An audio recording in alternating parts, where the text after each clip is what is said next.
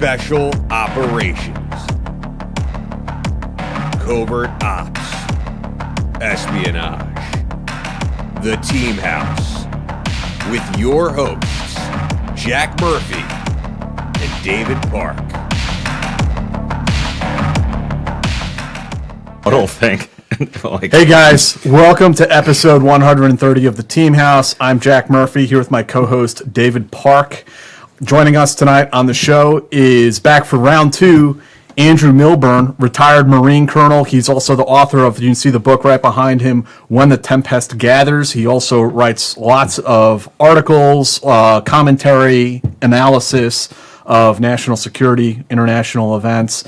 And we were just talking before we started the show, and we realized the last time we had Andrew on, it was episode 30. So it's literally 100 episodes between then and now. Andrew was kind of like one of our early guests. He was our 11th guest. That's nuts. Yeah, that's nuts. And we really appreciate you joining us tonight in studio.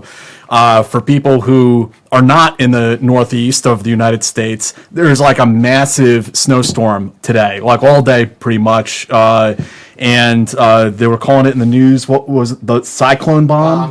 Bomb cyclone. I mean, they use these apocalyptic terms now. It wasn't quite the end of the world, but it still snowed a shit ton on New York City. And I know it was difficult for you flying in and then getting over here to Brooklyn. Yeah, shit ton's a good description. Yeah. Yeah, so 12:40 this morning. This morning I woke up in Thailand under very different circumstances from Lopburi in Thailand, which is kind of a rural town, to this part of Brooklyn, which has not improved in the 2 years, if anything. Has it's gotten a little worse. So I'm very glad that you guys have risen in the world, but your workplace certainly has not. No, we are. I always saw us as being deep behind enemy lines. Yeah. Getting our renegade transmission out to the world from our basement studio. But Dave, do you want to give a quick word to our sponsor before we roll into the show? Yeah. So our sponsors for tonight are our friends at ATAC Fitness, ATACfitness.com. They sell these great kits for anybody they're preparing for selection, or if you're just, at that point in your life where you need to stop, hitting the road, your joints can't take anymore. You hit the pool. They sell these kits with these great rocket fins, very, very rigid fins, vented, open heel. Or if you just want to cross New York. Yeah, exactly. If you need a way out off the island, which if you do live in New York, it's good to have a way off the island. The kits also come with masks. You need to get the low profile mask or the high volume mask if you need to practice with your clearing. Those are the ones without this centerpiece, so you can kind of let all the water in and then practice clearing it. They come with a snorkel, so you can, practice your snorkeling. Yeah. And then they come with little pieces of line where you can practice your underwater knot tying or, use it on your favorite partner with consent. Make sure you have a safe word. But yeah, so ATAC Fitness. I'm amazed no one's complained about him over the years. Everybody complains about me. It's Team 10 for 10% off. Team 10 for 10% off. ATAC Fitness. Selection begins here. Starts here. Sorry, you should have consulted me. Begins here, I think it's better. Selection starts here. This is why you're not supposed to pregame before we start the stream. So, welcome back. Yeah. That is empty. And we No, that's not from tonight. No, we're on our first class here. Yeah, 100%. So for those of you who have not had the joy of watching episode 30, I really recommend you watch it. It's phenomenal because we talk about Andy's book, When the Tempest Gathers. And I was so impressed by your book because it's really about your journey as a leader. And it's one of the differences I felt with your book is it's very introspective. And you go through a lot of your internal process, your doubts, your fears, putting other people in harm's way, yourself being in harm's way. Am I going to measure up? And I think that's something that a lot of people in combat think about at various times, and particularly leaders, in combat have a responsibility. I think a lot of times poor leadership gets highlighted. Yeah. And it's easy to make a decision that turns out not to be the right decision, but you never knew that going into Yeah. it. Well, you have to self-reflect, don't you? And it's a balance because you can't think yourself into paralysis. But when I think about the guys, what separates the guys who are really good leaders or just acceptable leaders from the guys who are just abysmal, and we've all sadly come across those. And I think it's self-reflection. Yeah. It's that ability to stop and just say, okay, I really fucked that one up. But I'm not, I messed it up, but that's not me. That's not going to define me. But nevertheless, I need to up my game in that sense. Right. And the other thing is too, the understanding that you don't have to go it alone. That, and my platoon sergeant told me this when I was a platoon commander. It's okay to say to the squad leaders, "Hey, fellas, anyone got a better idea?" Right. And so even in conventional units, and then of course when you get in SOF, you've got to do that, because absolutely the chances are someone does have a better idea. That everyone understands you bear the responsibility for that decision, but everyone now has skin in the game. They've had the chance to throw in. That seems so basic, right? But so many. I mean, I think about, and I suppose, although the Marine Corps is full of chest pounders, I'm not sure we're any better than any other service in our record of promoting the wrong guys. And I think we promote a lot of guys who get the job done, but along the way ruin morale and it's kind of it's like using plastic, right? It's very convenient at the time and it works, but then afterwards it has bad. That's a dreadful analogy. No, I'm but it sorry, makes but sense, right. But the next guy who comes in has to fix all of that. Exactly, And deal that's with the what I mean. fallout. Yeah, Right. he leaves a unit that is just basically hollow. But I think there's a lot of things that contribute to that, and one of them is just the way that we do performance evaluation. I think the Army's edging ahead here. I think we'll see. But if you have a system, a performance evaluation system that is hierarchical, is always based on what your senior thinks. Mm-hmm. Dudes who are adept at getting ahead are adept at getting ahead and always good at presenting that good image. It's what's it called? I'm forgetting. It's like the monkey syndrome that. I'm screwing up this analogy, but all everyone else sees is the monkey's butt. Right? Oh, the higher the monkey climbs, the more you see exactly. his ass. Yeah. And so across you just have to look at the news in the last 2 years. I added up. It's really hard to get numbers of brigade and battalion commanders who've been relieved. But I tried to do it by service. And, in the Navy, it's kind of easy. It's like 50% of all ship drivers get relieved. Wow. I'm exaggerating, but the Navy eats their own. Yeah. Quite right too, because they're dreadful leaders. But Marine Corps and the Army has fired an incredible number of regimental brigade and battalion commanders, and they say for loss of trust and confidence. And Yeah. You look into it, and there's a number of things wrong with that. One is, a lot of those guys should never have got to that position. Yeah. The other thing is we don't train subordinates to lead up, right? And we just don't have a culture that accepts that. So if you've trained, mentored guys to listen to their subordinates a little bit better, I think a lot of these car wrecks wouldn't have happened. Yeah. You mean that's situations where the subordinates are kind of weeding up? When you say that, do you mean like they're saying, "Hey, sir, this isn't a good idea. I think maybe we do this instead"? Yeah. So I was in the SOF community for 10 years. Before that, in conventional Marine Corps. And I will say the SOF community is much better about that. But nevertheless, there's still, we pat ourselves on the head too much. We aren't good at leading up. And the culture just doesn't really allow that. I mean, think about when you went through, you guys went through all the training, you both reached NCO, senior NCO rank. But nowhere in that training did they teach you, hey, here's what you do with a bad boss, right? Right. You know, so you're always stuck in this cane mutiny dilemma of, do I go over the guy's head and turn him in? Is this really that bad? You know, and instead of just getting people to understand, hey, your loyalty is to the institution, it's not to any one individual. That having been said, you can't, you can't just turn on a guy simply because you don't agree with him, right? Right. So you've got to lay it play out, but at the same time, the guys who have the most influence on him, typically the sergeant major, senior enlisted dude, and the XO need to start playing on him. Trying to shape him, right? Yeah. There's nothing wrong with that.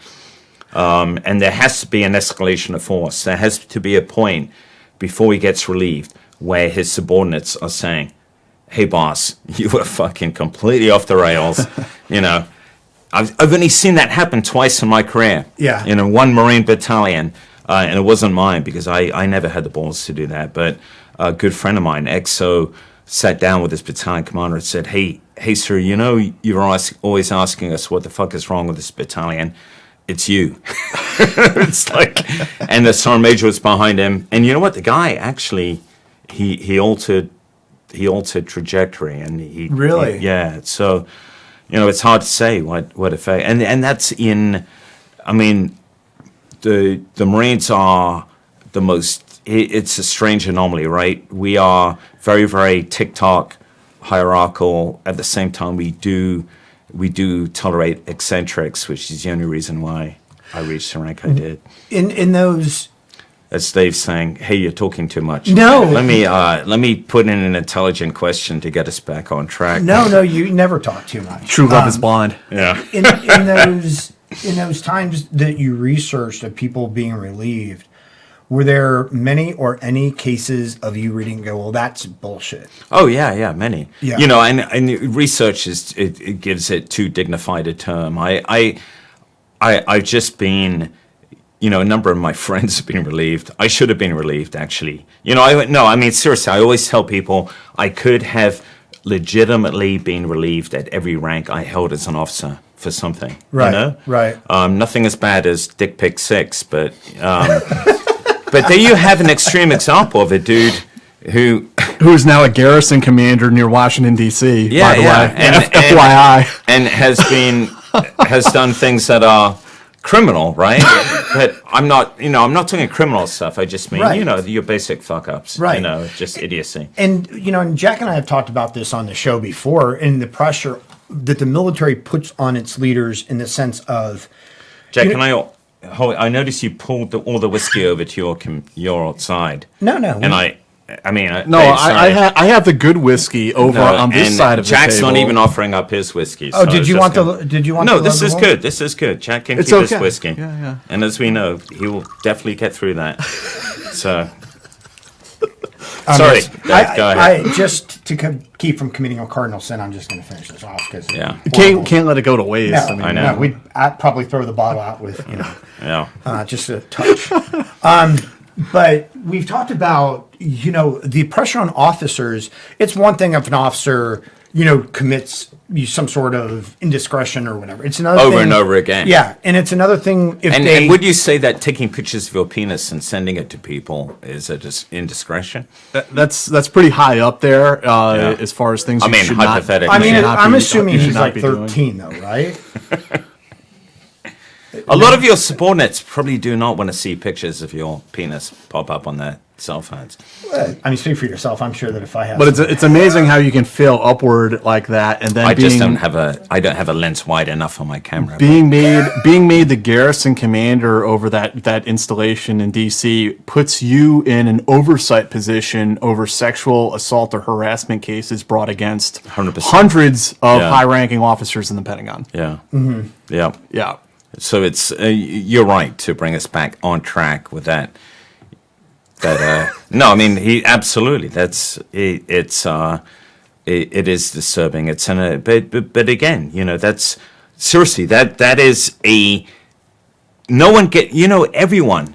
I mean, think about during your careers, your peers and your subordinates are the best judges of your performance and character. Right. Right. Right. And so I've read I've read the counter argument about having a 360 evaluation, and within the Marine Corps, it has always been, we do not want officers who pander to the Marines, right, in order to, but in Marines, and I suspect soldiers, I know soldiers are exactly the same way, they recognize they don't want to be pandered to. Right. They don't, bottom line is, if an officer is a little bit of an asshole, right. they would prefer that if he was an equitable asshole and he was competent. Right. Right? Absolutely. And they'll say he was a hard ass, yeah. but he knew what he was doing. Yeah, exactly. Rather than a dude, who was like, I won't go back to that. Yeah. But, or, was just incompetent or couldn't make decisions or, so I really think we need to move into the 21st century in our culture and start having 360 evaluation. That's just step one. There's a number of other things. We can talk about them. Well, we need more intelligent officers. We have some super bright guys, and then we have a lot of real just idiots. And I'm not just talking about the Marine Corps. I know you guys all joke about that and the crayon eating and everything, but I've got to tell you, there's no service parochialism here. They have idiots in all three, so too many. Right. You need to be an intellectual. But how do you recruit those people? Like, how do you make sure that happens? Well, think about, Dave, think about how, so I asked this question the other day. The Marine Corps University was ill-advised enough to invite me to come and talk to them. And, oh, by the way, like, the day before, this is kind of interesting. So it was super exciting for me because the Marine Corps is very, very tight with money. I mean, that's an understatement. You can ask people who've ever tried to go TAD with the Marine Corps, TDY in your terms, TAD. It's like being denied laundry, being denied rental cars. I mean, that's just what the Marine Corps does. It's like they send you in a box of MREs instead per diem. Let's cut down, So TAD comes to stand for, traveling around drunk or temporarily acting divorced. These are the cultural nuances with the Marine Corps. But anyway, I get off the topic. So the day before I was going to go to Quantico, I got a call saying, hey, we're not sure we can fund you coming here. And it wasn't a huge amount of money. I mean, I'm very grateful. It's the Marine Corps after all, but it wasn't, trust me, it was maybe 1/100th of what General Petraeus gets charges to go and talk. And we can talk about General Petraeus later, but there's, another good example. Because you wrote this article. Mm-hmm. And I was thinking, shit, which article, man? I wrote a lot of pretty critical articles, both administrations, and it was about policies, not people. Right. But this one in particular was about General Austin. And it was not, I wrote it for Task and Purpose, and here's a plug for Task and Purpose. They were very professional about their editing. So I had to go back and back again to prove everything that I had said. And it wasn't about Austin as a dude. It was about, from the time he was CENTCOM commander, just abysmal decisions he'd made or decisions he had not made. And then as SecDef, we all tracked the debacle of Afghanistan. And I was trying to point out, this is not about any administration. Right. But you can't let this particular administration get off the hook just because the previous administrations were awful too, right? Mm-hmm. Anyway, so I wrote an article critical about him, but also a Marine General, Mackenzie. And so the Marine Corps University is like, listen, we will bring you in to talk to the students, but we can't pay you because of that. It's like, it makes no sense. Because you were critical, we can't pay you. Yeah, that's an interesting one. It's okay to support, you coming in, but we don't want to be seen to. Right. We can say, hey, you just showed up. Right. Where he was walking down the street, and we said, hey, do you want to come in and talk to the students real quick? Yeah. He was Don't tell him your name. He was getting a mocha frappuccino at the Starbucks down the street. And we ran into I went, so I said, no, absolutely not, guys. I was so excited about being paid by the Marine Corps for anything. Right. Then I got a call a little bit later saying, what about if you do it virtually? I was like, there is no difference. Right. You're either good with what I've written, Right. Or not. And by the way, if you're not, then you have to establish Marine Corps University policy that says we can only invite speakers that do not disagree with the current administration, whatever that administration is. Right. And I said, then you find yourselves in this weird realm that's kind of called, totalitarianism, fascism. And then an hour later, got a call, said, okay, your trip is on. I think, but isn't that bizarre? It's really bizarre, and Yeah, it's a little concerning. Well, and I mean, what's funny is, how highly the Marines hold like Smedley Butler, right? In esteem. And he went off on the whole war is a racket, But Smedley is not, you're right. He's mentioned, but he's not eulogized. Right. He's not a chesty puller. Right. Do you think it's because of that? I think so, yeah. So, by the way, for our listeners who are shamefully ignorant enough to not know about Smedley Butler is one of two Marines, right, to win 2 medals of honor, but then subsequently kind of went off on. I mean, this became an anti-war activist, really. I mean, he wrote a book called "War Is a Racket," and if you read that book, which I did because I'm a sad individual, he was not wrong. He was talking about the Banana Wars and the fact that the Marines were being used to basically protect the profits of a number of U.S. like Dole and whatnot. Yeah. And he was right, and he was, I think, justifiably angry, and so the Marine Corps kind of, it's kind of embarrassing when someone like that does something like that.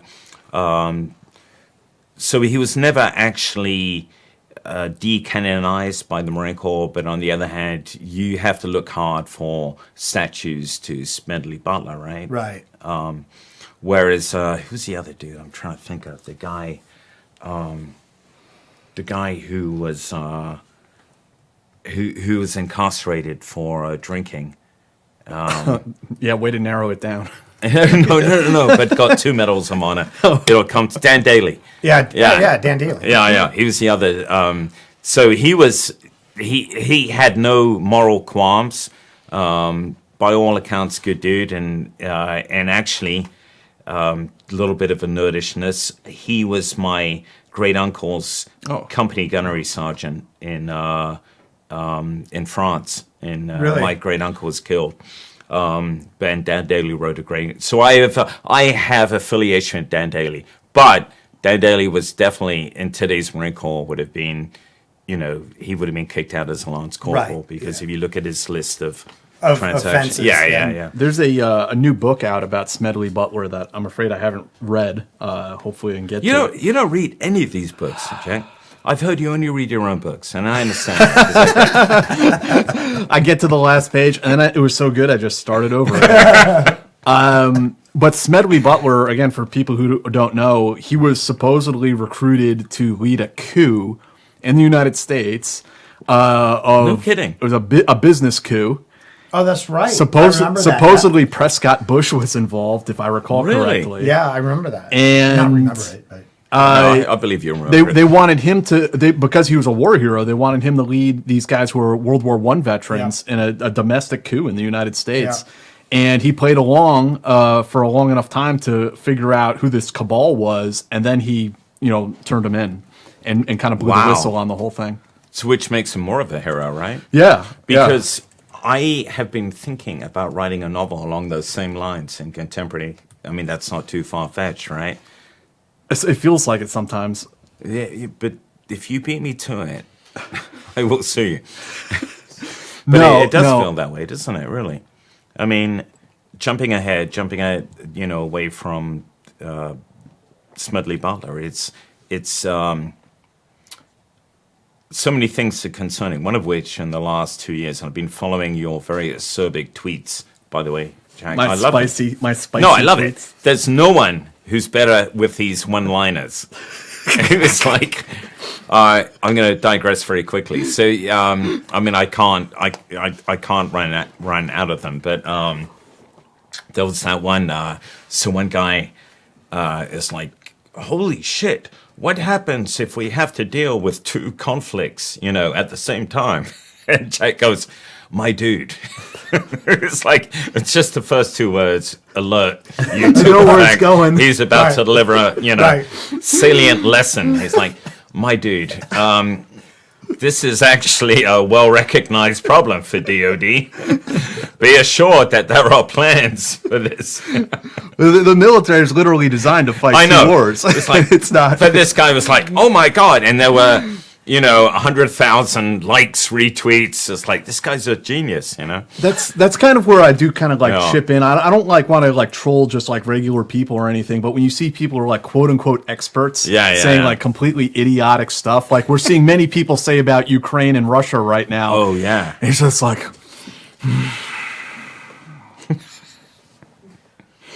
how many beers have I had tonight?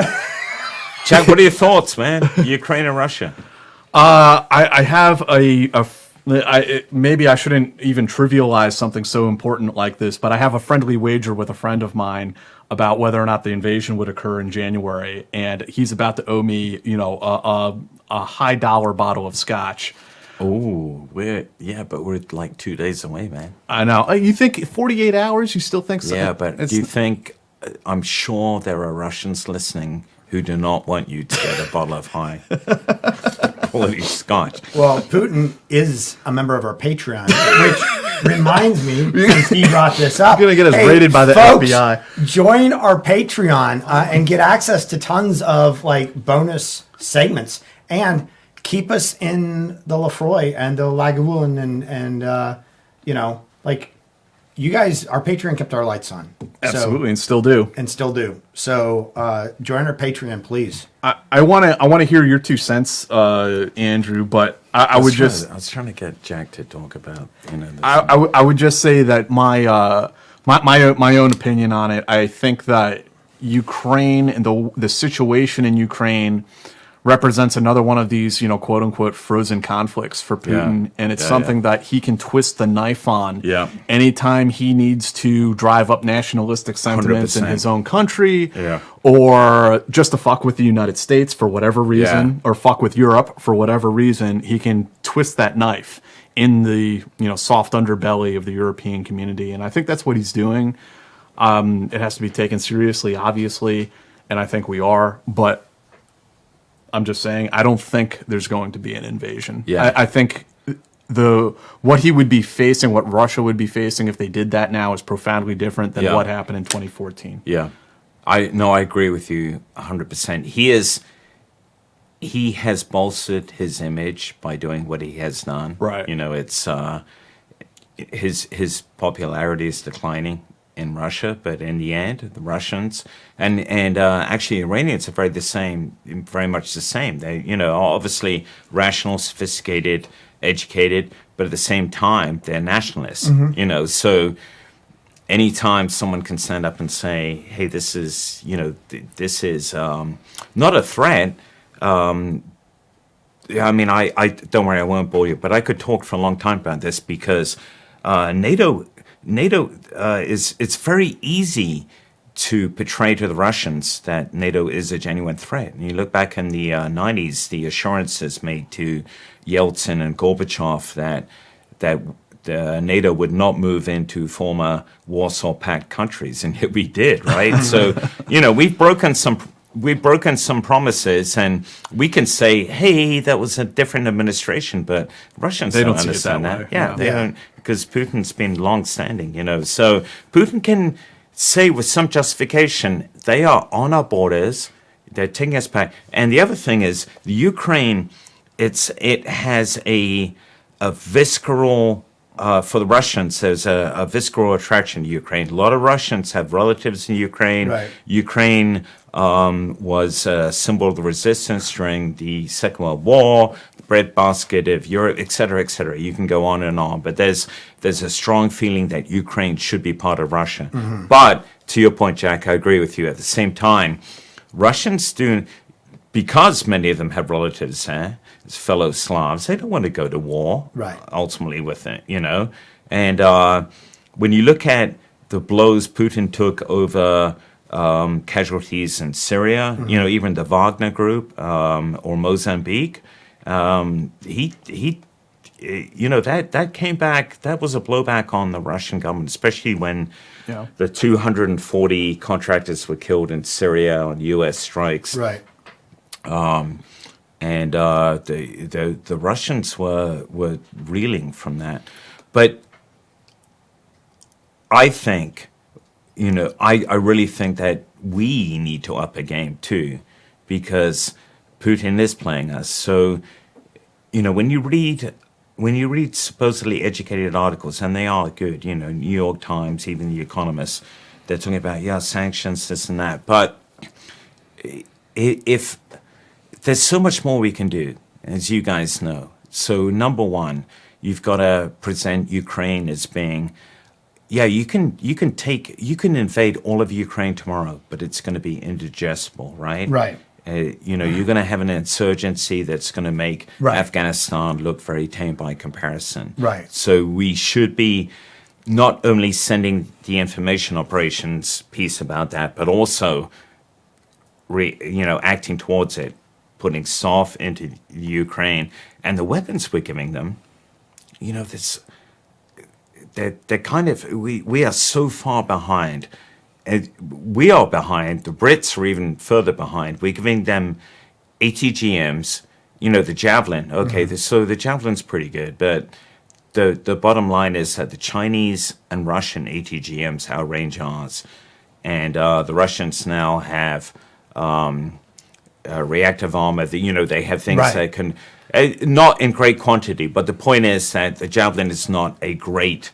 It's not a. It's not going to win the war. Yeah, it's not going to win the war. Yeah. So we need to really. It's going to take a little while, but up our game on what we're giving the Ukrainians. Yeah. I mean, we should be mass producing the Javelin, giving it to them. But more importantly, right now, before when they're on the border, we should be shutting down their C2 systems with OCO, with offensive cyber operations. We can do that. We know we can do that. Well, why the hell aren't we doing that? It's like just for periods of time, 24 hours, they cannot communicate. Shutting down Russian banks, right? We absolutely can do that. So like little niche pieces of... Just a way to signal. Yeah. So we talk about force deterrent options. Right. Force deterrent options for us are sending a bunch of SEALs, no offense, take this oil rig, for a period of time. It's all kinetically oriented. So why are we thinking in the cyber world doing this kind of stuff? The Russians do it all the time to us. What do you think are the potentials for... military or paramilitary operations sort of below that threshold of what we conventionally think of as war happening in Ukraine, be it on our side? From the Russians or our side, sabotage, well, espionage. Russians 100%. Yeah. For us, and I know I'm a thin ice here, but one of the problems that we have is we have to get everything like that through all four congressional committees, right? I mean, I've dealt with this when we were trying to cause an insurgency in Mosul against the Islamic State, right? And we wanted them to escalate to the point where they were actually killing Islamic State dudes. So we could get them to paint graffiti, we could get them to destroy media sites.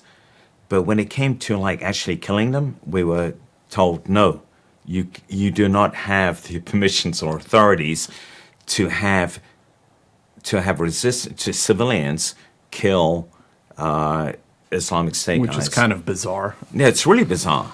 So we were dropping bombs on them all the day. Yeah. Right.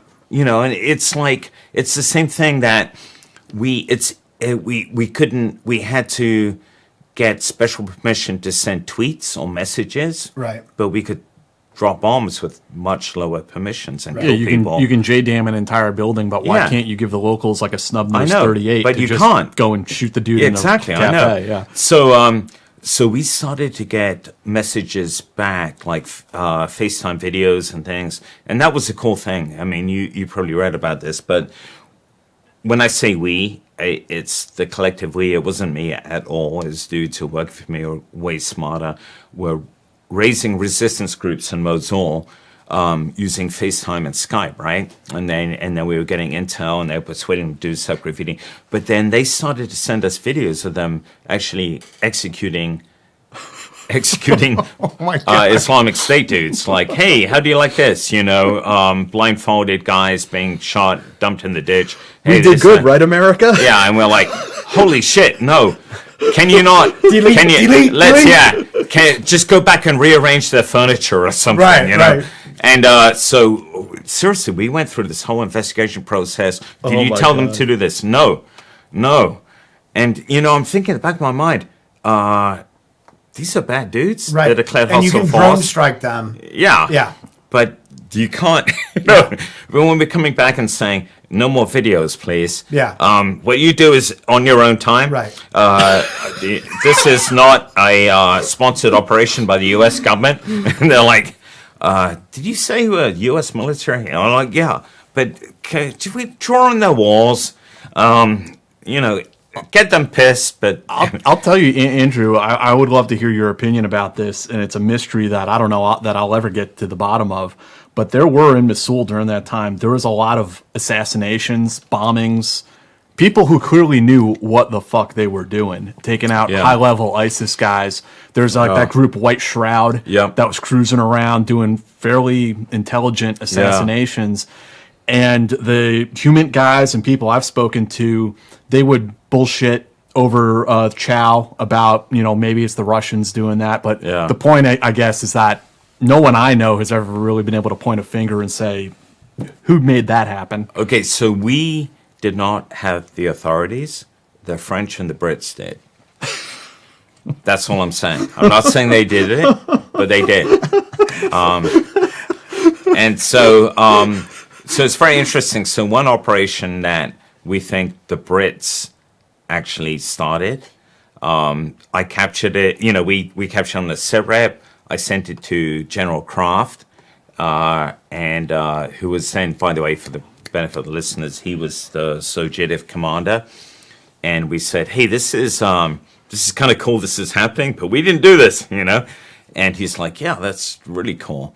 And then I got an email from his deputy, General Rodis, Brigadier, who's a British guy, SAS guy. And he said, Andy, can you send me that presentation? So I sent it to him. And then next thing I know, I get contacted by the SJA, the true story, at SOCCENT saying, hey, Colonel Milburn, that was secret, no foreign. You just send it to a foreigner. We're shutting your systems down. Stand by. We're sending an investigator out. I remember So you I'm telling like, this story. Yeah. Anyway, bottom line is, so here's the bottom line. It was an SAS operation. I sent the results to an SAS dude, and I'm getting investigated Right. by the U.S., you know, for, I mean... What was the op? It was shut up. It was a UW type op, yeah. Like low visibility. Come on, man. Come on. Disguised, wearing disguises. No, I mean it was just like sowing the seeds of dissent. It was kind of the things. Okay, it's the sort of thing that Green Berets say they do all the time, but then lo and behold, they find out they can't do because they don't have permission to do that, right? So you know, I mean, from time immemorial, that's. I mean, if you start trying to talk UW, and I can say this to a Green Beret, right? Here we You go. start talking, you start UW, and they're like, no, you don't understand. This is our doctrine. Shut the fuck up, you know? I mean, but the problem is doctrine's moved on. Doctrine's become practice. Right. And when we move into practice, we realize, no, we actually can't do that shit. gotta get. You're right that SF has a lot of like really good unconventional warfare doctrine, and a lot of it can be done under Title 10 in wartime. Yeah. But a lot of the things that SF wants to do, wishes it could do, fall under Title 50, and you're not doing it without cooperation from other guys. Yeah, I'm not for a moment derogating. No, I mean it's true. It is. But I think, here's the message really, I suppose, is I think we need to reevaluate the level of authority, a level of permission granting for stuff that we do, right? What do you think of some of the arguments that I've heard them go back and forth actually, that all of these sort of things that, like, let's say, are done in a joint environment between CIA and JSOC, that all of those sorts of operations should go to CIA or they should all just go to JSOC. People debate back and forth about who should have those authorities and who should do those types of operations. I think the balance is probably quite, right As now. it is. Yeah. Here's my concern, though, and I'm not sure where the right answer lies, because we're all, reading now about TF9. It's very funny how TF9 is described in New York Times as like this, mysterious organization. But I mean, the newspapers have been reporting about TF9 for a long time. Since the beginning, almost. Yeah, and we all know that actually TF9 was instrumental in turning the tide against the Islamic State in conjunction with the SDF, right? So, I lean on the side of ethical behavior, but I am disturbed by the reports that I think that the reports about TF9 striking civilians is it's a little one-dimensional. It doesn't bring in the context of the time when TF9 was actually, those were the only strikes occurring against Islamic State. And we were an extremists, and the Islamic State had a third of Syria and a third of Iraq, and the guys on the ground we had were SDF guys going, I am here, the enemy is there. It's so easy to say, hey, we killed all these civilians, and of course everyone regrets that, but it was not that easy at the time. Trying to do. Yeah, I think it's also worth remembering, and also not to legitimize bad strikes, which I've covered as well, but at that time, that period in history, this country was like, go kill ISIS. Make this fucking happen. And there's a lot of there's a lot of pressure on the White House. I think Obama and then into Trump as well. Like, why aren't you defeating these guys? Like, why isn't this happening? And they wanted it done fast. And we often had partner forces who were not going to really move forward without airstrikes. 100%, yeah. And the result of that, is kind of inevitable that you're going to have a lot of civilian And at the same casualties. time, we were not allowed guys on the ground, right? Right. So what angers me a little bit about this, and, I support the 100, New York Times is great, obviously, it's a watchdog of democracy. I'm not the dude, I'm not the dude to saying the media is our enemy. No, we need them. But the point is this, that those stories, again, are not in context. And the context is we were restricted from advise, assist, and accompany operations. You guys know, if you do not have guys doing AAA, you don't have the same control or awareness of what's going on. So you can't then turn around and go, oh, you killed a bunch of civilians, but we don't want guys on the ground doing, preventing that happening. Right. So there's some, I like you, Jack. At the same time, you can look at the Kabul strike, and what angers me too is the New York Times conflates what happened in Syria with the Kabul strike. Totally different. The Kabul strike was confirmation bias. It was incompetence. 100%. Syria was guys trying to do the right thing, really, really capable guys, but being restricted to some extent, and also in extremists. Again, the Islamic State had a third of Syria, was 30 kilometers from Baghdad. People forget this stuff. It's Yeah, and not that far from Erbil at one point. Yeah, absolutely, yeah. yeah, it's anyway. The story. It's a great example of good journalism, but not good journalism in the sense that the New York Times fact checks, but you can fact check all you want, but unless you give the context, the wider context, Right. it is still not the whole story. Right. Right. Yeah. So to your point, yeah, I toss this around a lot.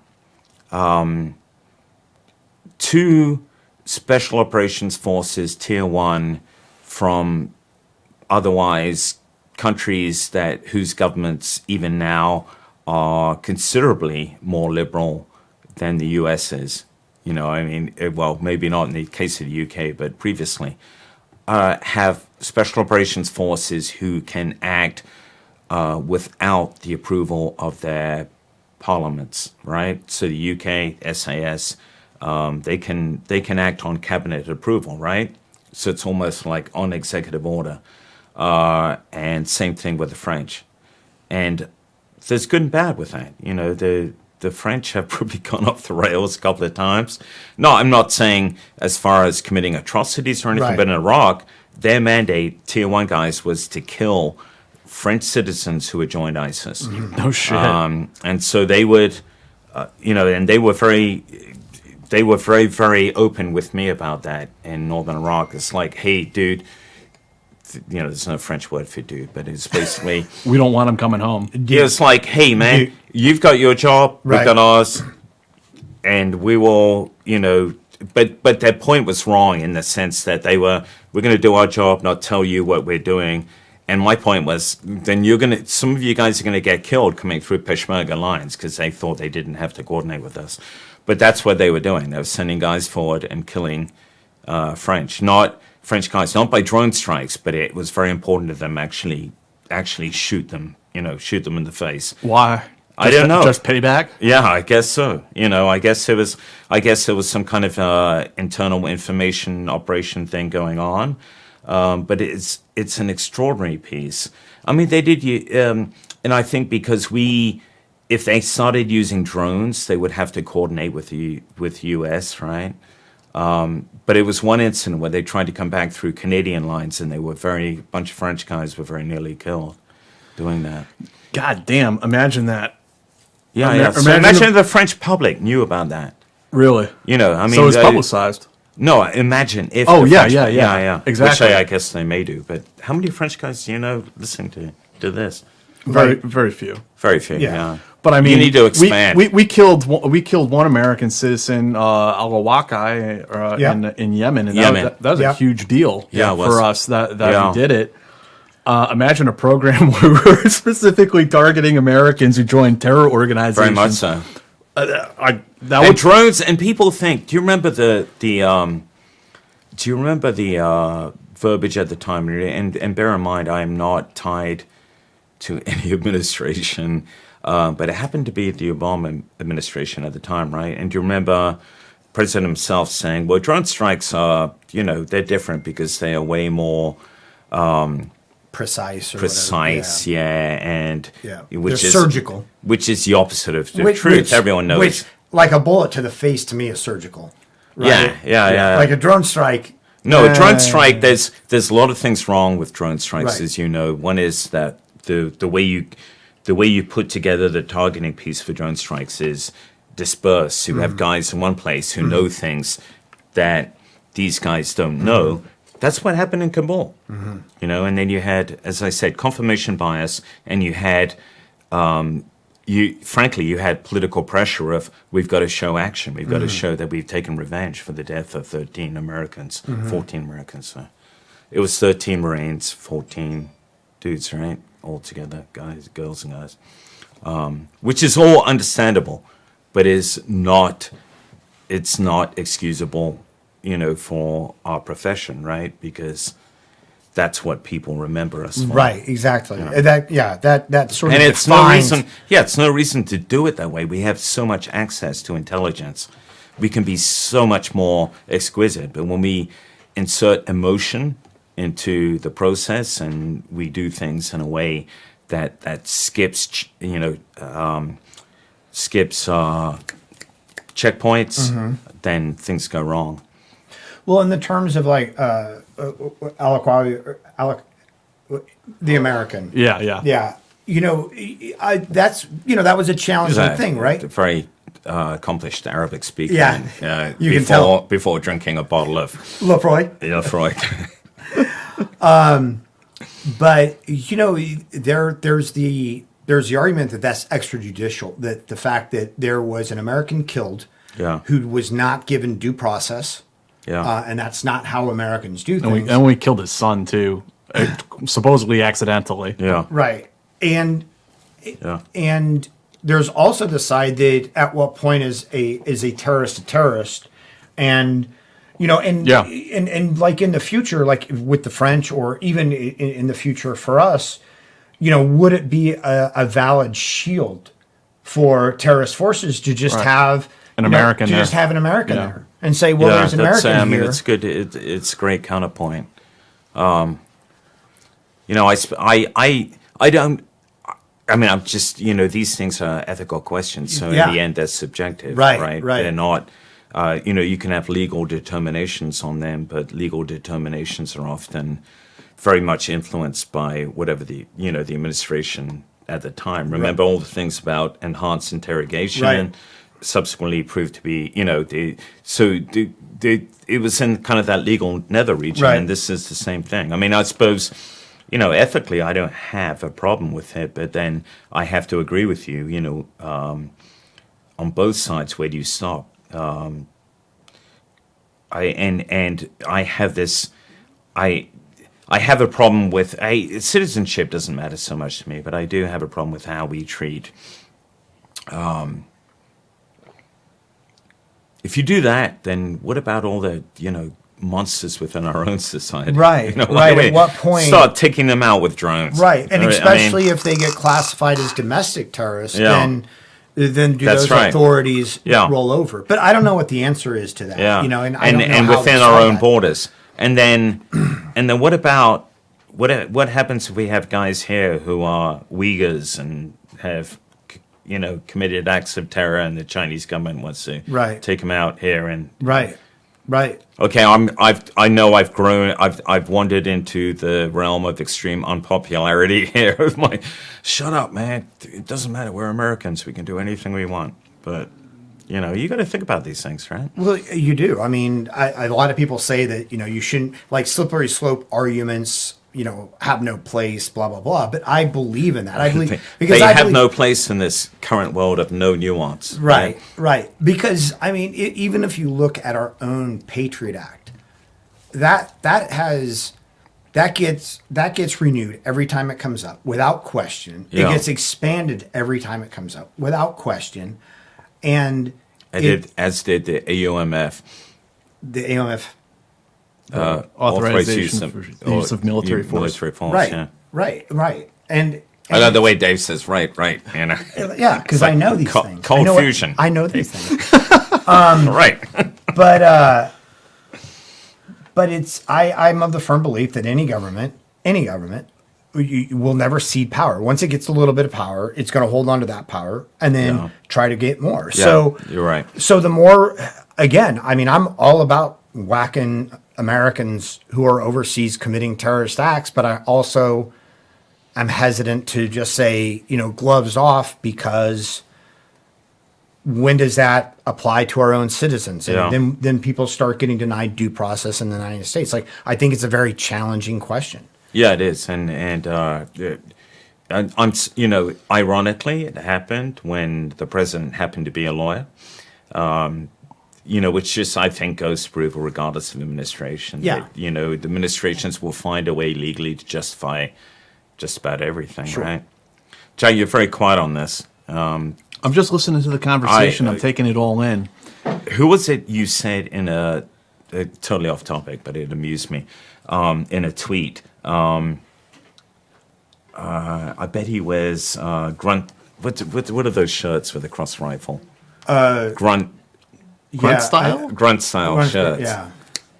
And what did I say? Yeah. It's like, oh man, I have not drunk that much whiskey at all. But it was the former Secretary of State under Trump? Pompeo. Yeah, Oh, you said, I the bet- pipe hitter guy. Yeah, He's yeah. a I pipe bet hitter. Pompeo wears grunt style T-shirts. Did I say that? I probably did. That cracked me up. I probably did. Yeah, I thought it was extremely witty and on Pipe point. hitters. Where my pipe hitters at? Yeah. Did he use the term pipe hitters? He has like a whole thing like the pipe hitters like Yeah. team. He was like, join up and help us take America back. He was, and what was he? A cav officer in the army. Jesus Christ! I mean, he was a fucking West Pointer. He was like first, whatever it was, first cav, and he was like, first cav, always riding to the sound of the guns, always first in the fight. And Jack said, technically, if you're riding to the sound of the guns, you're not the first in the fight, which I thought was pretty good too. Obviously, he comes up with these things when he's been drinking because he doesn't remember them. I don't off even. the- Some of these I don't even recall, and like as you bring them up, I'm like, oh yeah, that's a good zinger. That's If I said that, that was pretty he's smart. he's like my Twitter hero. You know, Yeah. I mean, there's like one-liners. He's built a loyal fan base. He can dismantle people in 140 characters. Yeah. Oh my gosh. Yes, I am a constant, shameless self-promoter. I have no hesitancy with it whatsoever. You know, we live in a capitalist society, so got to be out there pimping the team house 24/7. No, I think I did. So the only thing, I don't think I've ever disagreed with you. You know, it's just so you guys don't kick me out now. The only thing, However. if I do have to leave, can I have a little bit of Lafrogue on the way? Yes, yeah. Well, I'll can. just to Can you preface, open this? Yeah, just to What preface kind of this. Of service course, is I know this? I'm horrible. It's like, just to preface this, Jack and I have disagreements on the show, so you're not out of your realm. So all the howling and gnashing of teeth about getting out of Afghanistan. Yeah. No, before it turned into a debacle, Jack's like, Jack said, "Hey, relax. I'm sure another war will come along soon to keep you happy."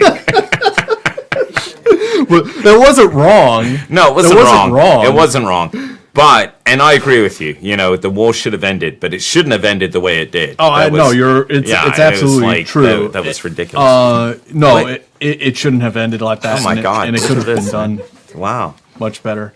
This is the like most ghetto thing I've this seen. is, in like, quite a while. amazing. Yeah. Thank you so much. Thank you.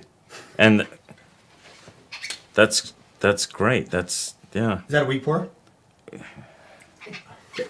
that's very weak, Paul. I forgot who I was dealing with. Come on, Dave. I should have known by your Arkansas accent that you would want more. So, yeah, absolutely. So that, I mean, it's probably not even worth talking about because your listeners are so tired of the story, but so horribly disillusioning for all of us, you know. I mean, there were ways and ways of pulling out. Right. And the point is, you know, we had pulled conventional forces out in 2014. We had lost less than 100 guys in the last 5 years. And I know there are people cringing going, 100 guys is 100 too much. But actually, you know, in terms of a war, that's not a heavy price to pay. I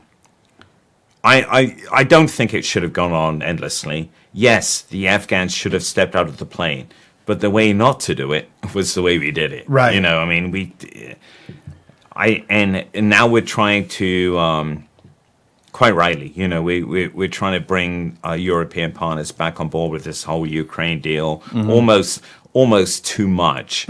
Even the Europeans are saying, make decisions, lead, stop fucking Right. asking us what you want, you know? Right.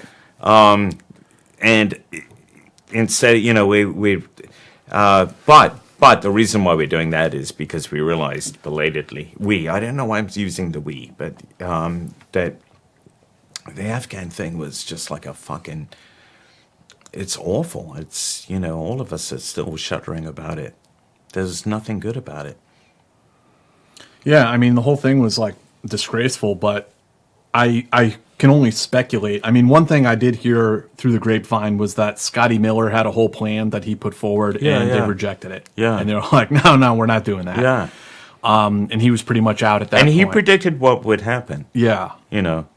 And the dude spent a lot of time there, to say the least. And shamefully, Mackenzie, I'd say shamefully, Marine CENTCOM commander, has been, he's been a determined, ambitious dude all his life. And I think most of us thought, okay, whatever, that's the way most guys make general. But this really shocked, I think, a lot of us, is the fact that his ambition carried him into the realm of destroying so much, and not admitting to it. I mean, and again, I've told you my qualifications about New York Times and context, but nevertheless, they were 100% right about that strike. And the Pentagon, Kirby, holy crap, who dragged that dude up? What a fucking idiot, man. He's like, he sounds like, he reminded me of that guy in Baghdad. Do you remember? Bob. Yeah, Baghdad Bob. He was like, no, categorically not, blah, blah, blah, blah. New York Times says, well, here's the pictures. The pictures, yeah. Yeah, maybe a few people got killed. And you were just watching this shit going, shut the fuck up, dude.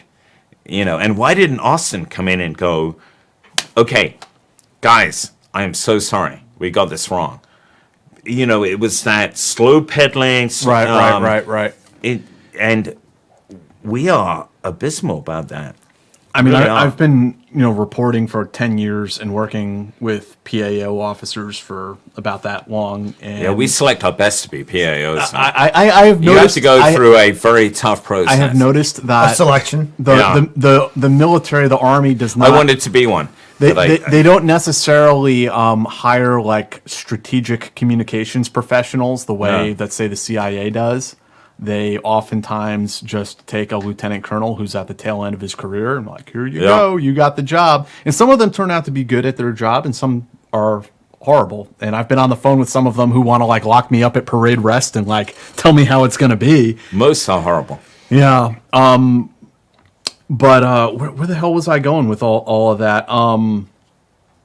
What I was saying was that the public affairs officers, they will never come forward and say, we screwed up, we made a mistake. I've never heard that, and I would be very interested to find another reporter out there who's heard that. But wouldn't you have more respect for them if they did? Yeah, absolutely. When a command for the institution. Yeah. When a hey command guys, comes forward. but not the public affairs officer. But we never saw Austin or Mackenzie come forward and say, Mackenzie said, "Oh, it was a terrible tragedy." Instead of saying, "Hey, we fucked this one up." Yeah, we screwed it up, and we're going to try to fix it. And then he goes, "I hold myself responsible." And I'm thinking, what does that mean, dude? You haven't resigned. Right. Yeah. I hold you responsible too. But Right. Right. nothing's happening to you. So it's like, I don't know. Yeah, it's and things have gotten so weirdly political now that depending on who your guy is. Yeah. It was the same thing with the Obama with the drone strike and whatnot. Like it's a very nuanced question whether we should, kill an American who is legitimately a terrorist. We can call the homegrown groups, we can call them, terrorist or whatever. But it's tough to compare them to ISIS or Taliban or AQ or whomever else. But it gets nuanced, right? If you don't like Obama, then we should not be killing Americans. If you do like Obama, but if it would, I agree with you, and I disagree with you on one thing. Absolutely, 100%. I'm so shocked at the polarization, and what's really scaring me is within the military too. Yeah. I hear officers in uniform express political opinions, and I can't remember hearing that before. And I'm thinking, dude, do you have any respect for the dudes who have to work for you? Right. And because they don't all agree with you, Right. And you see them pop up on Facebook and everything. And I don't remember that in the 90s. We had plenty of reason to be disgruntled in the 90s, right? Various administrations, not doing this or that. Right. And, we had toilet paper chained to the wall. I know. I mean, I suspect that Jack was a toilet paper thief back then. TP 'cause, He still is. No, I mean, because you could.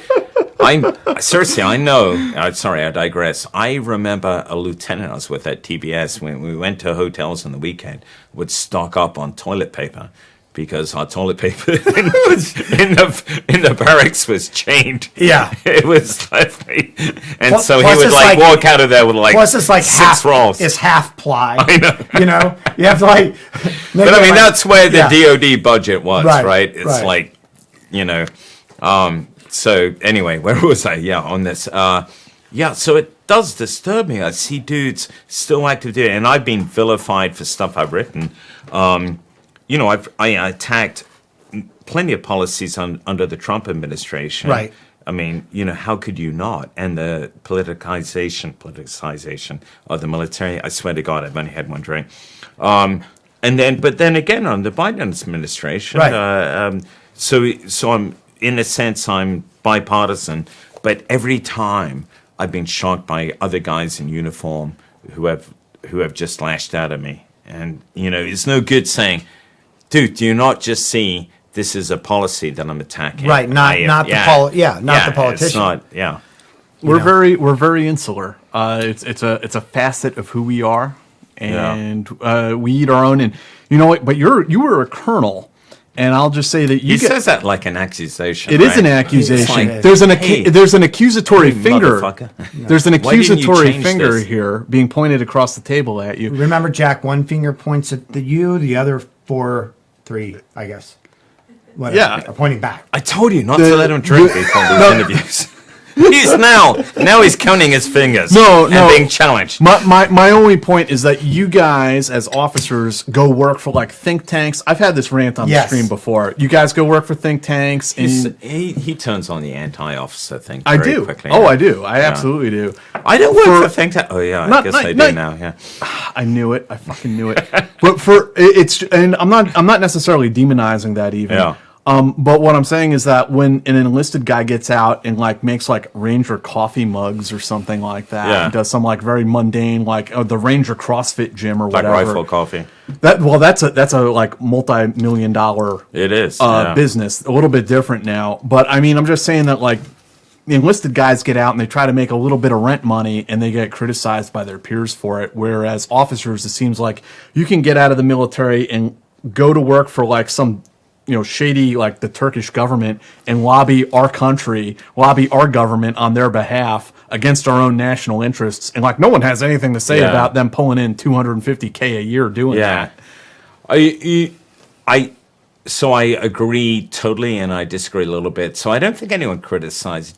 Anyone criticizes enlisted dudes for going at for Within our peer group. Remember, I was an enlisted guy. right? Within our peer group, not like not like the public. But or I'm with you anything. 100%. So there are guys who go to think tanks who there are rules about working directly for a foreign government, but there are guys who go to think tanks who work indirectly for foreign governments as lobbyists.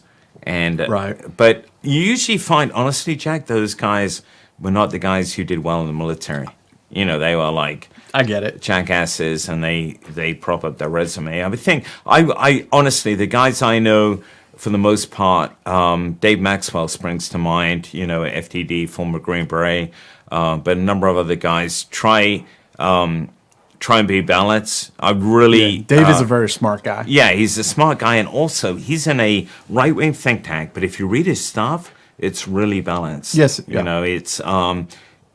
And I think there are a lot of guys like that, but then there are guys who got out maybe as captains because they couldn't get promoted, who now that their way to get ahead is by lobbying for the UAE or Saudi governments, but it's buffered, right? You know, because they're a member of the think tank. So, but they're nevertheless getting paid for trips and everything, and they write pro-Saudi articles or pro.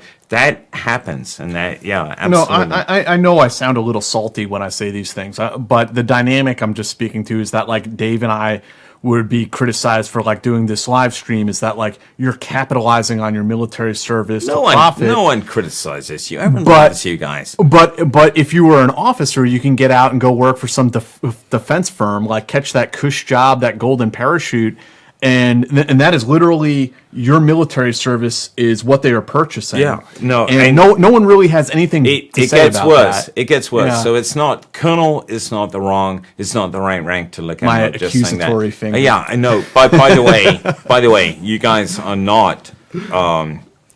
I by no means. No one criticizes you. In fact, my daughter has asked many times for pictures of Dave. I've sent them to her. Yeah, she's only 27. So I just want to tell you that there is definitely a eulogistic following. But to your point, so I don't have a problem with colonels, not just because I was one, but the most part. But Petraeus, Stavridis, Say it. yeah, Say it, Andy. there are dudes. Say it, I King. mean, do you remember?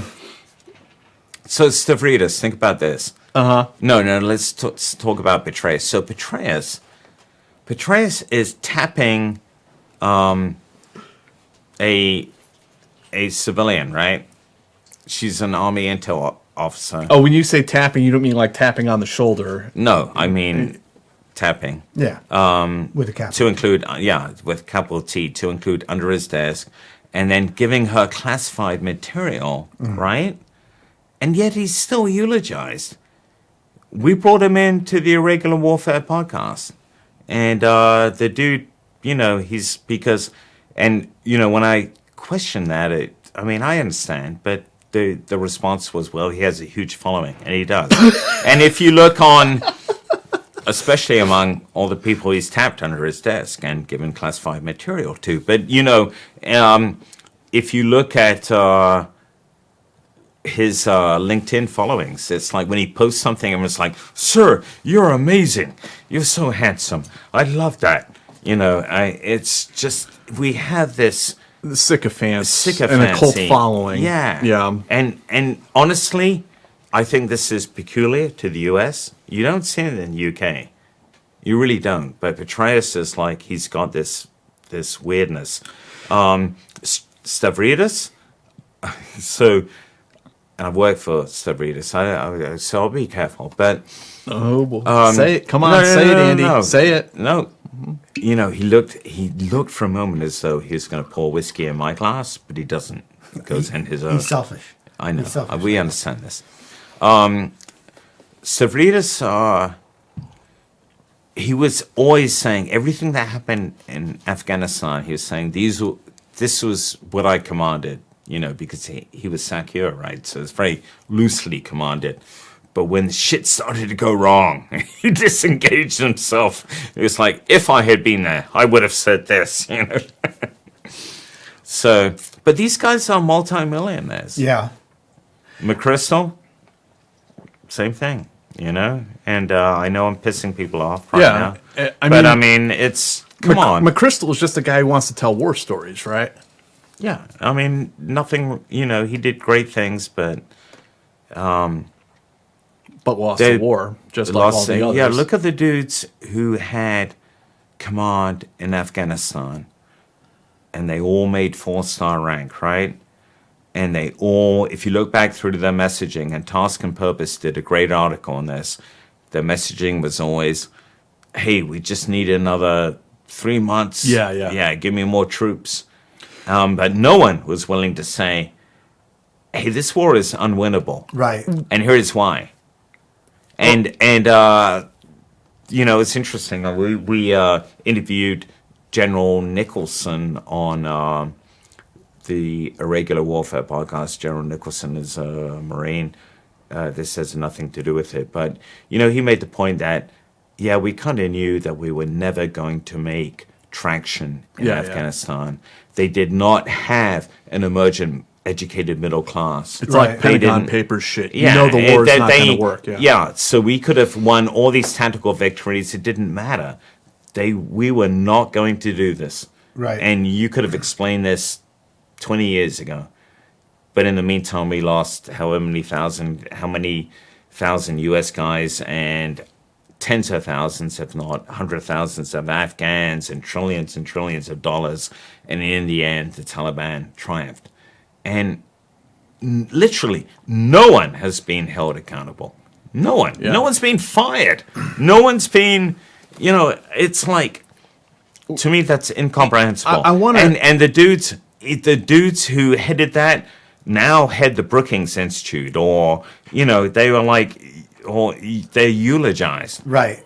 Well, and you know, like I've argued before, like we won in Afghanistan. As soon as we wiped out AQ, that was our mission. That is why we went there. Yeah. Right. We went there to wipe out AQ. We did that. However, it transitioned into this war against the Taliban, who could run back into Pakistan anytime they wanted. Yeah. Whenever it became this war against the Taliban, we were destined to lose because there's no way to defeat a force that is driven by faith and Has popular support. It has popular support in its area, and we increasingly lost popular support. Yeah, and like, they have a safe haven. Why are we there? Yeah. Like you go in, you wipe out AQ, you're done. Counterinsurgency 101. Yeah, we you're were done. Yeah. Like we changed we won, and we go, well, we're already here. What else should we do? You know. Yeah, no, that's. Have I ever told this story before, Dave, about how when I was there in 04, 05, He won it. I won 10 magazines and 2 MREs, and I won the war. Mullah Omar, personally, But Surrendered to Jack. surrendered to Jack. it was actually so quiet during that time period. Like, we had won the war, right? Yeah. And It's like New Jersey. No, it's better than New Jersey, right? It was more scenic and less finance. that's accurate. Anything's better than New Jersey, actually. The officers that were, at least in my unit, were talking about that time that, hey, like, if there's no like Al Qaeda left to fight, like, we should start going after the drugs. Right. Why don't we go after the drugs? Right. And it's just that, and I'm not saying that was like a high level thinking process, but at a very low level, like Was it- lieutenant captain level. But that's a bad level. First of all, Jack was using those drugs. But Well, secondly, the weren't drugs we were all? yeah. But secondly, those drugs. That's what fueled their economy. Right. That was one of the worst things we did was go after Yeah. opium. You know, it's Right. like Well, that's the thing is, what do? You go to an opium farmer, because this worked in the Golden Triangle. When you Yeah. go to the opium farmers, you say, hey, you should grow oranges. Yeah. You know, and or we'll at a subsidize fraction that. of the price. Yeah, exactly. Exactly. Playing Columbia. Yeah. Andrew, just to break up things a little bit from this doom and gloom conversation, this is for you. Yeah. Oh, wow. These are some athletic clothing you can have. From an upcoming sponsor. And Is actually a current this a sponsor. hint? No, I think you're Okay. but you're an aficionado. Like, you're a guy that works out all the time, right? Yeah. So I am. think this is right in your wheelhouse. There's some shorts and some t-shirts in there. I'm gonna hold them up, and you have to announce them, right? They're actually not a sponsor of the show. They are. Not yet. Do you want me to? I can put them on now. Yeah, as long as you don't show full frontal male nudity on YouTube, we're okay. Is, yeah? is that a policy on Yeah, YouTube? yeah. Really? If we see cock and balls, there's like, no. Really? I didn't know that. What about very small cock and balls? Is that Like a penis, but only smaller. yeah? I think we'll still get banned. Okay. We'll get in trouble All for right, that. I won't do They'll that. shut us down. This is awesome, guys. When did YouTube become so prudish? I guess it's been prudish for a while. I'm not prudish. It's No, YouTube. I don't run the He's got a. YouTubes. It's like company policy, man. Yeah, man. This is really nice. It is. It's I- nice, I've used their products working out. Oh, yeah? So that I can. So should we not say their name yet? You can Since- say, yeah, they're going to be partners with us. You got me extra large. You guys are so cool. I'm. Oh, is it extra large? Yeah. No, I mean normally I wear extra small so I can do So you show the guns. which way to the beach. Right. Did you get your tickets? I know you got me an extra pair of shorts. Wait, Small. what size are these? Oh, these are awesome, man. These are literally. Yeah, they're really nice. What size Yeah. are they, though? We'll have to get you a Yeah, I'm set. sorry if Yeah. they're too big. No, don't worry, man. Don't worry. If you need to knot up some gym socks to put down in there, like, we understand. Or No, I normally What size just are those, use Andy? a pack of grapes. I don't know, man. I don't. Can you see the size? Help me out here. reading glasses on. These I are gotta XLs look too. at Andy's we're gonna have shorts. to- Probably We're gonna all have to, XL. huh? Probably all. Yeah, we're gonna have to mine get were you. large. We're gonna have to get you another set, Andy. These are XLs. Okay, cool. We'll get you but you another know what? set, These though. are super cool. They're really yeah, nice, the aren't shorts they? will fall down on XL. Yeah. I swear to God, they will. You know, even Yeah. We'll send you some large. I mean, XL Yeah. is even big for me, and I'm kind of I mean, a fat ass. So I if it was based on genitalia, XL would be about right. But So I'm going to hit up some viewer questions here. What does Andrew Milburn think of the Ned Stark letters? It seems very related to the topic. Do you know what that is? yeah. Okay. And they were on War on the Rocks. Okay. Yeah. Yeah, actually, I thought those were great. So Ned Stark, Game of Thrones. Ned Stark, the Ned Stark letters were articles written by a serving Air Force officer, and War on the Rocks took an unusual step in allowing him to be anonymous. And so, basically his point was some of the things that we were talking about, careerism, domination of careerism, the fact that the wrong dudes were getting ahead, the fact that the wrong measures of effectiveness were in place when it came to talent management. So bottom line is that the wrong guys were getting ahead. Yeah. And so that played out very interestingly. The editor of War on the Rocks was at first reluctant to publish articles by someone who's anonymous, but I believe that in the end he gave his name, and then the Secretary of the Air Force at the time offered him a job in the Pentagon. Really? Yeah, I'm forgetting the dude's name. Walsh was I want to say was the Secretary of the Air Force. Is that what? No, not the Secretary of the Air Force. What is the Air Force called? The most senior uniform guy. I'm going to be vilified for this. Yeah. Yeah. I would struggle on my better days, but now I'm a couple drinks deep. Yeah, fighter jock, number one. Anyway, and he said, no, I want to get out. But yeah, I think that... So he was active duty when he wrote them. Yeah. But you know what? He was active duty. I think he should have gone non-anonymous, right? When you write something like that, it's better to... But who am I to say that? Because they were among, at the time, War on the Rocks' most read articles. Yeah. That's one of the things about people getting promoted is when you talked about, the guys getting fired that you read. Yeah. And this one thing that Jack and I have talked about, how a lot of times officers are held accountable for things that are kind of bullshit and not... And totally out of their control. And not totally out of their control. If there is... A DUI. A crime committed or whatever. Yeah. And one of the things that we've talked about is like the problem with sexual assault is that it's the right thing for a commanding officer. What? For within a command. Oh, I thought he said sexual assault's the right thing. I'm like, no. I'm like, it's the right thing for the command to investigate. Yeah, but also, you can see where somebody who's put the last 15 years of their military life, of their career into it, and if they investigate, they're going to be held accountable, even though they had no control over it. And so, what is the incentive for them to not investigate versus the incentive for them to bury it? And we can say that the moral thing and the ethical thing and the right thing is to investigate it. But we're all human beings. And until we're put in that thing where this could be my career, where often the military isn't firing people for their own lack of competence. They're firing people for things that their troops did on their watch, but that they had absolutely no control over. Yeah. No, I mean, that's a great question. So for me, because I have daughters, it was always kind of a thing. How would I feel as if, my daughter was making this allegation? I can't, I don't. So I guess what I'm saying is the motivation shouldn't be fear of being fired or anything. It should simply be, hey, it's the right thing to do. It's the right thing to do, yeah. And,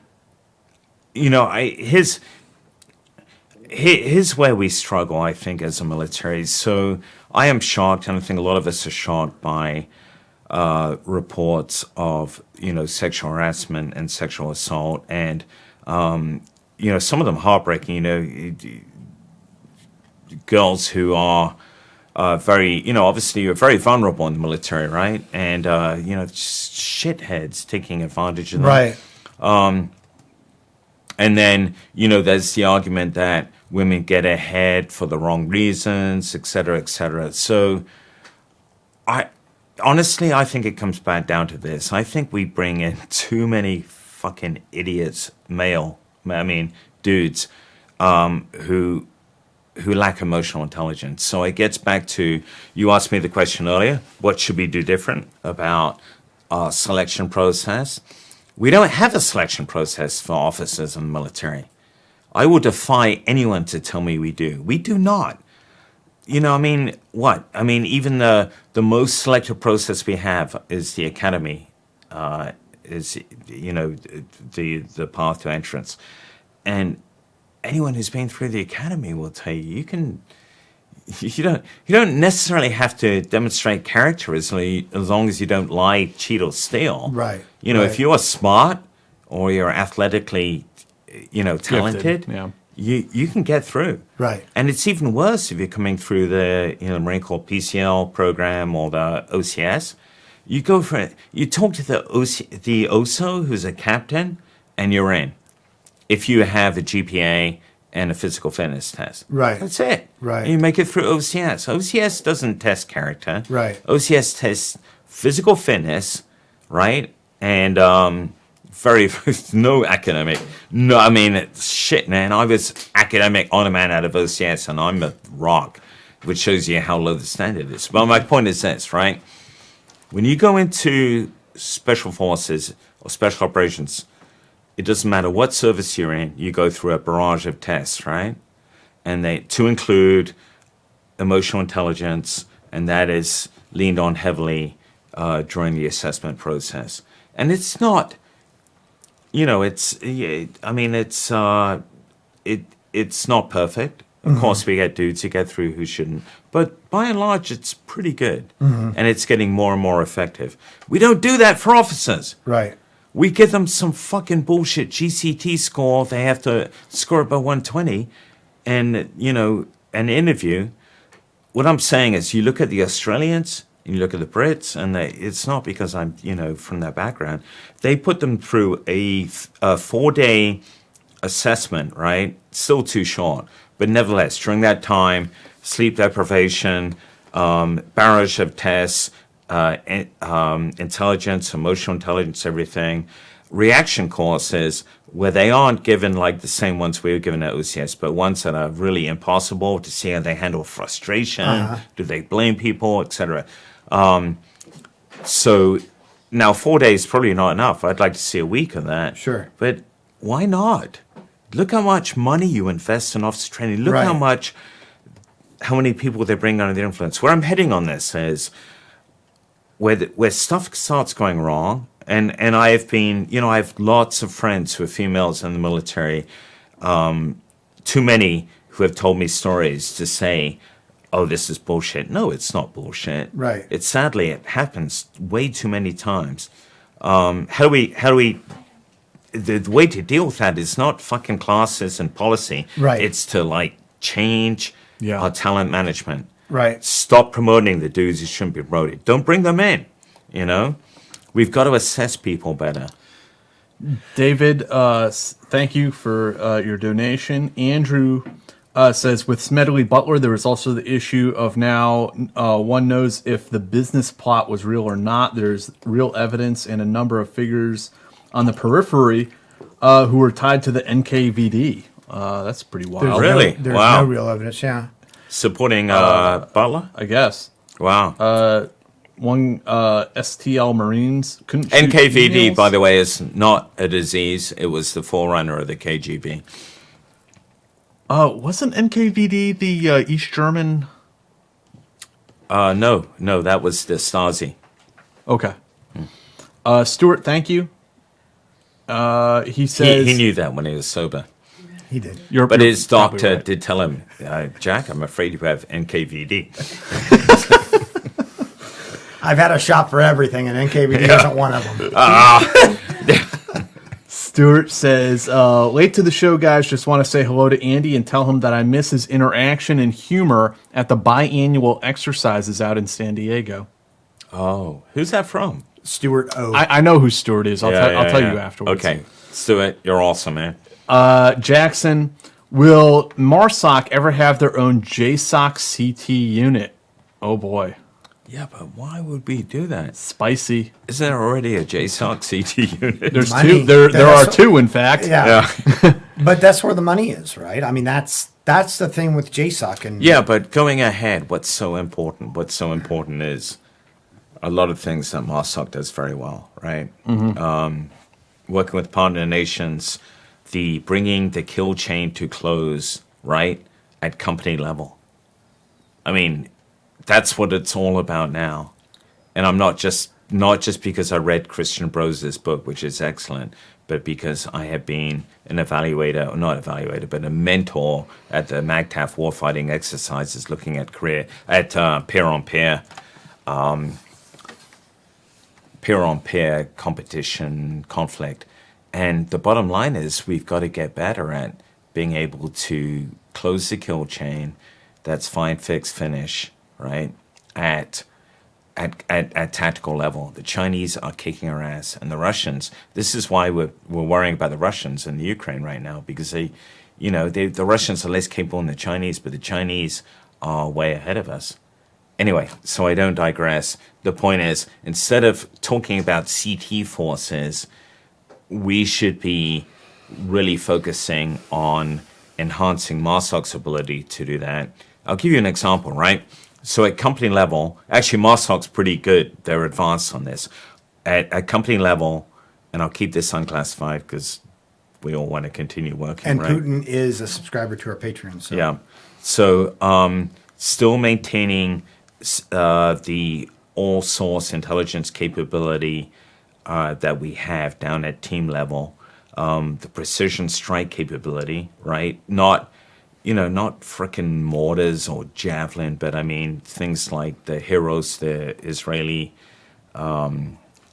it's like a loitering munition, 65 to 85K, right? Mm-hmm. So that is the way we win, being able to close the kill chain there, not kicking down doors anymore or shooting guys in the face. Mm-hmm. It is all about that. It's all about blue-collar drones, being able to swarm. Loitering munitions are a big thing. We started with Switchblade. Switchblade has a range of 10K. It's like it's a child within that venue. But the Marine Corps, the problem with the Marine Corps right now, I can say this, I love the Marine Corps, but we're still focused on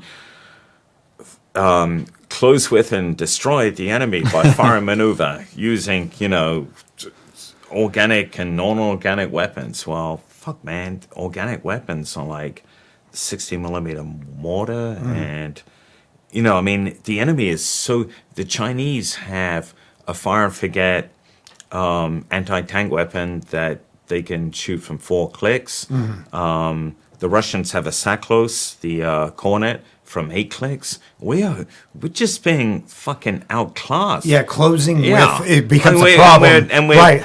And it's like we churn out aircraft carriers, $12 billion a pop, and those things are already obsolete. They can't even, as soon as we go to war with China, those things are going to be streaming in the other direction to get 1,000 miles between them and the first island chain, because that is the range of the Chinese, hypersonic cruise missiles. Anyway, sorry, big digression. My point is simply this. Our mindset is so wrong in the military right now. We're locked into this process of acquisition, everything, and our enemies are running away from us. And that is why Putin can show this kind of Belligerence. hubris. Yeah. Yeah. Because he knows, bottom line is, I agree with you, Jack. He's not going to invade Ukraine because the backlash is going to be too strong. Right. I mean, the sanctions, and he knows that it's going to be like swallowing a hedgehog, and Yeah. it's going to be, an insurgency. And that's going to come home. But there's no Yeah. no problem for him as far as it's not that he's worried about our military, our ability to counter him, because we lack the will, because we could counter him with cyber, but we lack the capability, because the ATGMs who are providing the Ukrainians are shite. They're not going to, the lead. No, the Russians don't have enough reactive armor for all their tanks, but you can, their lead tanks are going to suddenly do that. And they learned from Grozny.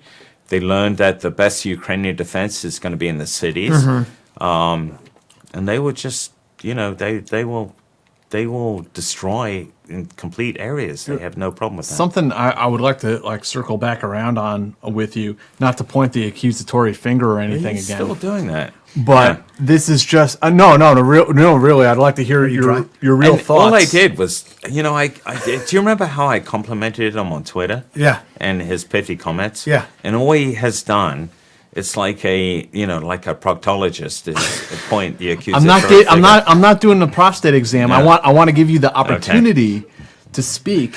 Yeah. In your defense. No, not in your defense, but I do want to hear an expert's opinion, because we get asked this sometimes too here on the show about MARSOC. Yeah. And I would like to hear your thoughts about the relevancy of MARSOC, the capabilities. Dave, I'll take your water actually too. The capabilities that they fill that perhaps are not being filled by other services. Yeah. And kind of what their future is. Yeah. Because I think there's a lot of confusion, including with myself, about where does MARSOC stand in the special operations community, and where are they heading in the future? Well, Jack, I'm very glad you asked that question. An excellent question, and a tribute to your acute intellect. Seriously, I think what is not widely recognized, except among people who have worked with MARSOC, is this. So there's a number of things in their favor. And I'm not saying this because I was in MARSOC. Number one, so, when we talk about integration of enablers, like bring them all in, we struggle with that, right? In most services, because there's always that barrier between operators and the dudes who come in who are like the dog handlers. And I really think that MARSOC has done a great job in breaking down that tribalism barrier, because they're all Marines, and the guys who come in go through a pretty good intensive course, the intelligence guys and the, even the logistics guys. Number one. Number two, even down at team level, you have the ability, if you're working with a partner nation force, you have the ability to find fix finish at the team level. What I mean, I talked about loitering munitions, especially if you have also, you work with partner nation forces. And Jack, again, to your point, so Green Berets pride themselves on their ability to, that is what they're about, right? Working by, with, and through partner nation forces. I would say, it's not an argument, I would say that MARSOC guys are equally capable in that sense to include language capability. So now you've got an exquisite intelligence capability that does not belong in the Green Beret community, and you've got this ability to work with partner nation forces. You add to that precision-guided weapons at team level, right? And there's one other component of this, and I would say, and call me biased, but our selection process is extraordinary. So the guys coming into MARSOC are, you have to be a sergeant or a captain coming in, and it's quite a narrow window. You can't be a major, So, as a regimental commander, I wasn't in charge of the selection process, but I was involved in it. And so you look at their fitness reports, their background. They've typically, I know it's changed now, but before they've done a couple of combat deployments, proved themselves. So you bring those dudes in, and they go through a battery of tests, which we took from the Army, and then they go through an assessment process, and then they go through the whole ITC. Look, I'm not saying that MARSOC is the best soft component. I'm just saying that this is the reason why we evaluate it. It's not because of our amphibious capability. because you can always say, well, is that really necessary? No, probably not. And we don't compete with the SEALs and the Blue Water, but we can do those missions. But at the same time, it's that adaptability, the ability to go into any environment and be able to do all those things at team level. Right. That's extraordinary. Yeah. I'll shut up in a moment, but seriously, I mean, have you guys? I as MARSOC, as the regimental commander, unfortunately, I had to fire a couple of company commanders, so I know we have defects in the system, but at the same time, across the organization, I was continuously impressed. I'm not here to tell you propaganda. You guys have to understand. You have to understand. If I thought it was broken, I'll tell you 100 things that are broken about the Marine Corps. Right. But MARSOC is a really, really... Where do you see MARSOC fitting in Special Operations Command in relation to all these other units? I think MARSOC is uniquely equipped for Indo-PACOM theater against Chinese.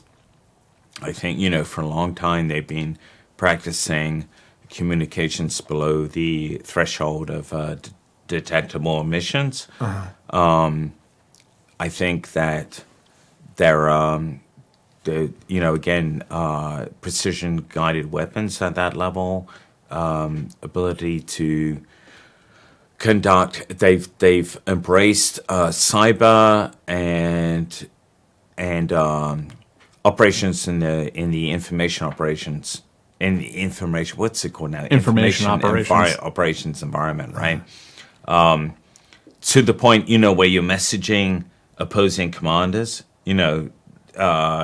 texting local population. So it's a very, quite a sophisticated capability. And the only thing that I think, they do say that they advertise now, I would like to see really incorporated at the tactical level across the board is OCO, offensive cyber operations.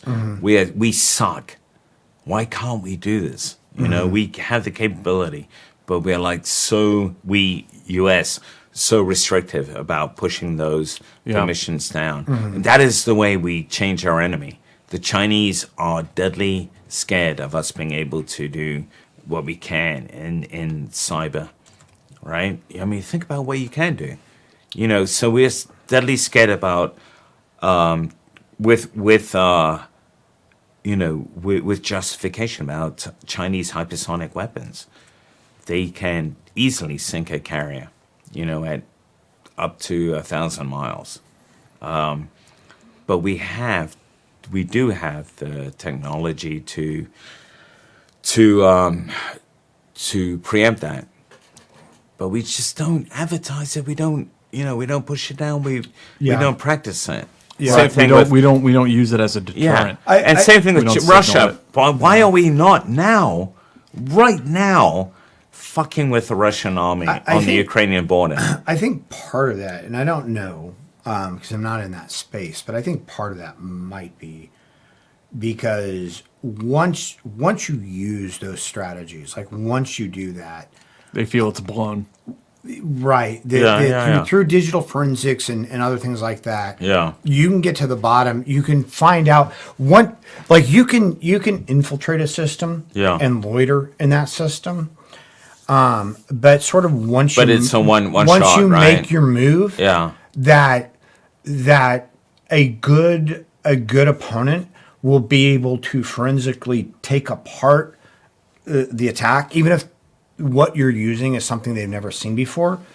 They'll be able to reverse engineer it and determine how it was done. And especially we see this with like the advanced persistent threats that we find in our own networks. Yeah. Like once they make their move and exfil data, that's it. Yeah. Right. Now that doesn't mean that they won't come up with new techniques and find new ways, but and usually they're in systems for 6 months to a year before we know they're there. Yeah. But once they make their move and we realize they're there, bad. Then it's done. Yeah. So it could be when it comes to those offensive, cyber operations, it could be that sort of like we're waiting for the right moment. Yeah. So we're waiting till we feel like it merits. I hope so. I hope so, but I'm wondering with Ukraine, when's the right moment, man? Just fucking, Do it. just do it. But the thing is- so you can do it. You're absolutely right, Dave. But you can do it exquisitely, right? So you could take out a division C2 node, right? Right. I get it. You can't go back there again, but you've done it. You can spoof things, right? Yeah. Even trying to incite blue on blue.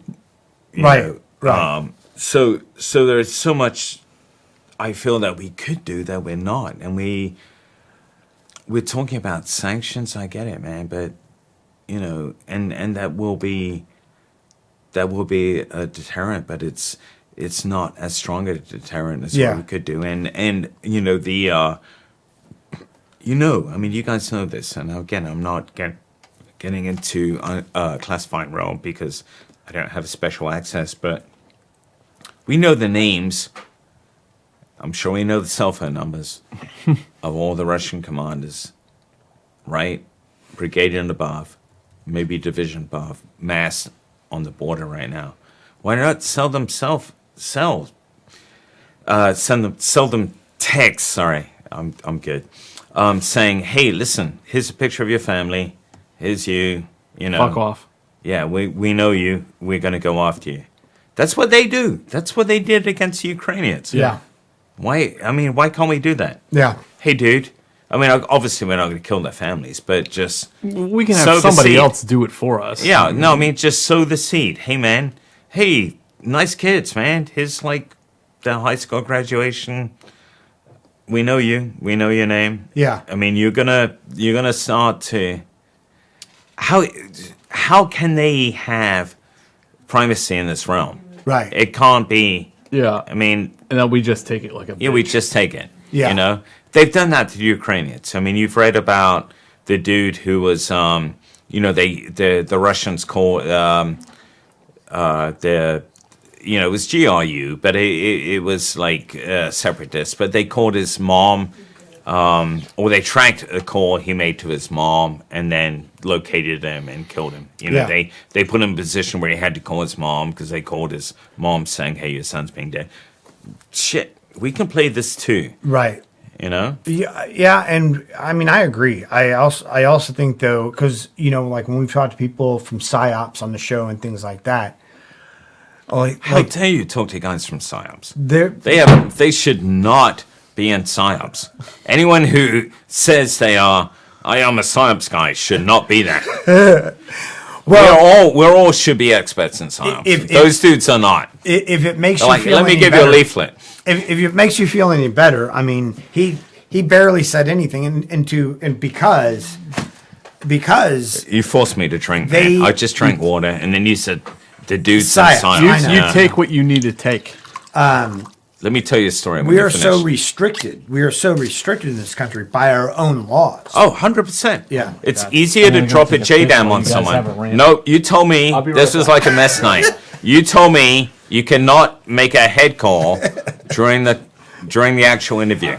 Since he was never in the Marines or Navy, he doesn't make head calls. So he goes to the latrine. Yeah, that's like horrific. I know. And you let him do that, man. Well, now that he's gone, we can talk. So shit about yeah, him. so on so psyops is a underqualified field, right? We should all be in psyops. Right. Psyops. We should all understand this, right? Right. And so the problem right now is, as we pointed out, it's easier to drop a JDAM on someone Right. than send them a text message. Right. Yeah, And, absolutely. So it's not just a psyop problem. It's a policy problem. Yeah, it's a legislative problem. Yeah, it's like, the example I just told you, I'm sure would never get through any policy gates. Right. But then that's why that's why Putin can wind us around his finger. You Right. know? Can you imagine? Can you imagine if we could message all those dudes, hey man, we've got your bank account. Yeah. It's like, it's about to be toast. Oh, hey, here's your kids too. I mean, obviously we won't follow through. We know where your kids live, etc. Because they're Russian, so be like, holy shit. And we could do the same thing to Putin. Yeah, We don't. We have. I call it the Lone Ranger syndrome, right? Like, I believe that our problem started with the Lone Ranger, honestly, because what did the Lone Ranger do? He shot the gun out of the bad guy's hand. Never killed the bad guys, right? Yeah. So in the American consciousness, I think, or in like our ideas, somehow the good guy is supposed to win by remaining above it all. Yeah. We don't have to kill the bad guys to win. Because we're good. But we do. But you know what? I agree with that too. You know, Lone Ranger or Sun Tzu, we don't have to use force necessarily. But the problem is we suck. So we let it roll on to it escalates to force. Right. And that's the thing is and that's our problem is we think it is morally reprehensible to text people to say, right, hey man, that's somehow fighting dirty. I know. Right. It's his we've got your number and here are your kids, here's your family. We don't have to do anything about it. Right. But you know what the alternative is to wait until that dude commands a division that rolls into the Ukraine and kills thousands of people. Right. You know? Of innocent people. Yeah. And I agree. So, I mean, it's like we should be. I'm sorry, Dave. No. We should be what? Go ahead. This is your show. Technologically, the most competent country in the world, but we're not. We're losing our edge. Well, and we focus on Gucci systems, right? Right. So we develop ISR platforms that cannot fly when there's an SA-6 threat. Right. Instead of producing blue-collar drones, right? Don't worry, Jack. We're almost done, man. Oh, thank God. Yeah. No, you're right though. And to be We fair, all have to eat. I think that we have amazing technical capabilities, and I think it took our government a while to recognize. I hope you don't mind, Andrew. No, you're good, man. Dave's explaining the first time he was diagnosed with NKVD. Well, I was in the Navy, obviously. Fortunately, I was a corpsman, and I could get a shot without it being put in my medical record. Awesome. So, this little thing between, Between you, me, and the internet. Yeah.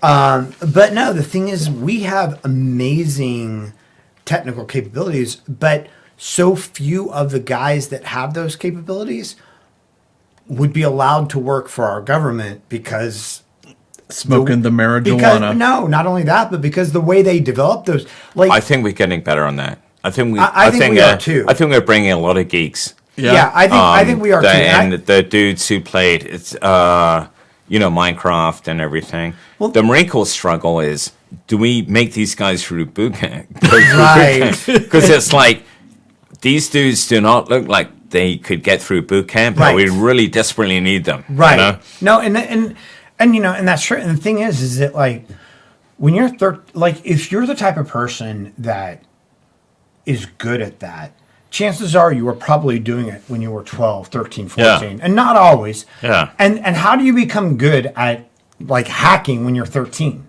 I think it has to be as common as masturbation when you're 13. I think those computer hacking? Yeah, I think they have to. It's like, it goes hand in hand, no pun intended.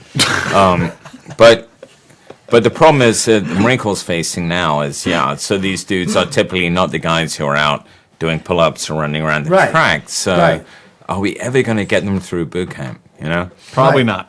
Probably not. But you need them because... For something else. Yeah, the Marine Corps is saying, hey, we have to take down Chinese weapon systems, in order to secure the first island chain. So we need these dudes who can help us do that, but they are not they're not the typical Marines, right? They're not like Sands of Iwo Jima guys. So it's a cultural, it is. piece, And the other thing that I think is a lot of the people that are in that space tend to also be sort of anti-authoritarian. You know, it's not that they don't Yeah. love America, and it's whatever. They don't want to work for them. Yeah. But they don't want to work for the man. They don't want to work for the Marines or the NSA. Look at Google. You know, Look at Google. Mike says, you guys should get some special operations capability specialists on the show, especially SOCCENT, F, G, H, and I. I don't know what the fuck that is. Oh, it's Marine terms. It's like, you're right. He's right. Yeah, it's like, All right, I'm down. yeah, it's I'm like down. Yeah, look us up those with are some all. of those guys. You'll pass me the names. You'll uh, pass me the emails, and we'll talk. Yeah. Isaac says, what is your opinion on Air Force drone pilot NSA, reality winner who leaked proof of Russian interference in the 2016 election, but the government added extra stuff to her charges like she planned to join the Taliban? What? Did they really pile that charge on her that she you was going to shitting join me? the Taliban? Really? I didn't No, know I didn't know that. Yeah, I'm sorry. I'm 5 miles back on that one. Yeah. There's one more here.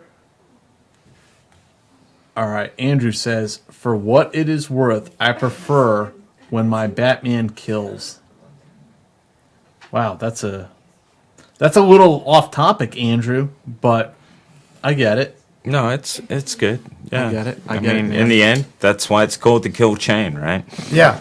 But Well, I mean, the kill part doesn't have to be. This show has come so far off the rails. No. I'm not sure it was ever on the rails. and No, that's I mean okay. it's good. It's That's good. okay. It's, yeah. That's okay. It's building So its own kill? No, I rails. mean kill doesn't necessarily now does not have to be physically kill. It can Right. be Right. disable in so many Yeah. ways. Yeah, it can be an execution of whatever type of plan. But apparatus. it hasn't come off the rails. We talked about a range of topics. That are It all is. It important. it kind of has to be off the rails, I think. The first episode we did with you, episode 30, we talked about your whole life story, which was like fascinating. Yeah. Now here we are on the follow up, and it's like just free ranging, free flow, free fire, the mad minute, anything that happens. We It talked is what about it is. culture. I want to hear you talked about their regular podcast. Like since we last spoke, like what have you been doing lately? What have you been getting into? Oh yeah. So I was kind of laughing with you guys. 2 years ago, I was still trying to figure out what I was going to do in retirement, and I'm still trying to figure it out. But here are things that I really enjoy doing. So I figured out that I really enjoyed writing. It's when I'm writing, and we all PT, right? Still. I know Dave does. He's like shaking his head. Yeah. No, I mean, we do but it's not about the physical, at this stage of our lives. It's about your mental. Yeah, it's at this stage of our lives. It's not because we're going to get super big or fast. we need to get over that wall, Or you're whatever. gonna Yeah, go to war or something. Yeah, exactly. It's about the mental. It's just maintaining that mental stability. I mean, that's to me what it is basically. So I do that, but writing is all absorbing. So when I'm writing, I can't think about anything else, which is good. I think it's healthy, and I enjoyed writing. And maybe just shouting in the void.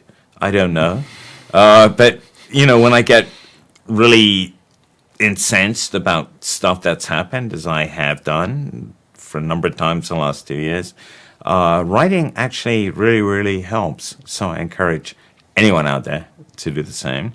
And the other interesting thing about writing is,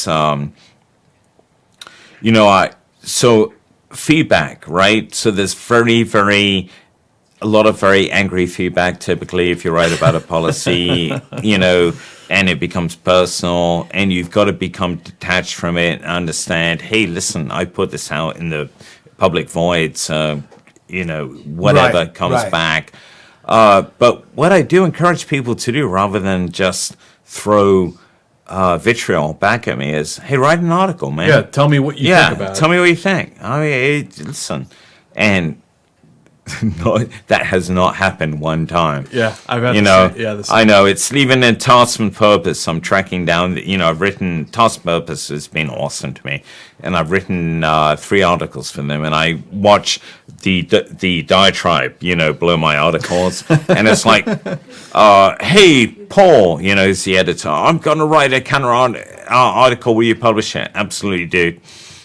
Nothing. Because it's hard, right? Right. It's really hard. I've had the same experience. I've offered when I've had people attack me on things I've wrote or people who worked for me wrote, and I say, "Would you like to write a rebuttal?" Yeah. I mean, the door is open. Yeah. Make your case. And same, I've never had someone follow up. Yeah, no one, because it's really, it kind of gets to social media focus. It's very easy to write an acerbic couple of lines. Right. Oh, by the way, that Jack does very well on Twitter. But his acerbic lines are witty and Sun Tzu-like. Yeah. But Nice. for the most part, it's very I'm gonna easy put to, all this on my resume. most part, it's like, fuck you. And but it takes some effort, right, to put together an argument. Writing is work. It's really work. hard work. Yeah. But I love it because it absorbs me. It doesn't repay me. Seriously. So, to your point, Jack, because you accused me of being like a colonel. Which you were. I know. No, I'm guilty. But and the point is, so one of the benefits of being colonel is I have great jobs where I dispense wisdom. It's like, dude, I like that. I like the way you did that. But have you thought about this or that? And so you tell people that, yeah, you are wrong, but I understand because I'm much wiser than you. So that's part of my job that is quite lucrative, and I enjoy it. But the writing piece, I enjoy more, but it's way less lucrative. I would churn out an article that takes 5 hours, and it pays maybe $300. And then when You got paid $300? when Task and Purpose said we're going to pay you $500, I'm like, wow. But I've got to tell you, and they are great because they have a very strict editorial thing, so it goes back and forth. But War on the Rocks, all those dudes, they don't pay shit. And War on the Rocks, by the way, I'm going to say this on record. Holy shit. Say it. It's just shit. Shit. When you write an article for them, they want to change it totally. Go on their site now. They used to have great articles. Now that's like, holy shit. Well, How is this relevant? Are they changing it just for the sake of changing it because an editor's trying to justify their job? Yeah, it's or an is there editor. an agenda? There was an editor. He's been fired now. But there was an editor who was like totally, I want to change your article into my PhD thesis, and he was dreadful. And I looked at it, he's like, resume, I was a ship driver. I commanded 6 ships, but they were like rowboats. They were small vessels. And he kept getting moved on. Anyway, doesn't matter. What was it? I mean, like Okay. Jack said, was there? Because I'm not. I had Irregular Warfare Initiative. I'm not paid to say this. Their articles are really good. Right. And that's where you're doing some of your podcasts now, right? Your Yeah. podcasting. You're on. But I'm not just saying this. Who I'm are not- they through, though? What John? It's West Point Okay. and Princeton. Okay. Gotcha. So it's like, I've listened to a few of those podcasts. but the podcast, the articles are great. And I'm not just saying that because I'm part of the organization, Sure. but West Point and Princeton. And so when you write an article, it goes through both our editors, and they're really, so the dude that I had to get my articles through had written for The Economist. He was a really, really smart guy. Turned out he went to the same school as me in the UK, but they didn't help me. And I look back out on his edits, and it really taught me a ton about writing. Yeah. Where it's War on the Rocks, it goes through some dude who was like, hey, I know about this topic, but he doesn't know about this topic. Yeah. Was there, and I'm not familiar, I mean, I know about War on the Rocks, but I don't really, I haven't read You don't the need to know articles. about it. But were there political, I mean, were they conservative or No. left or right or? No, I can't tell you for a moment. No, it wasn't that. It wasn't about No, that. no, It was no, more it's about, about- it was more about personality. Yeah, exactly. No. They've been, they're absolutely not about politics. They've been good about that. Yeah. And same thing with the Modern War Institute. They have backed me 100%.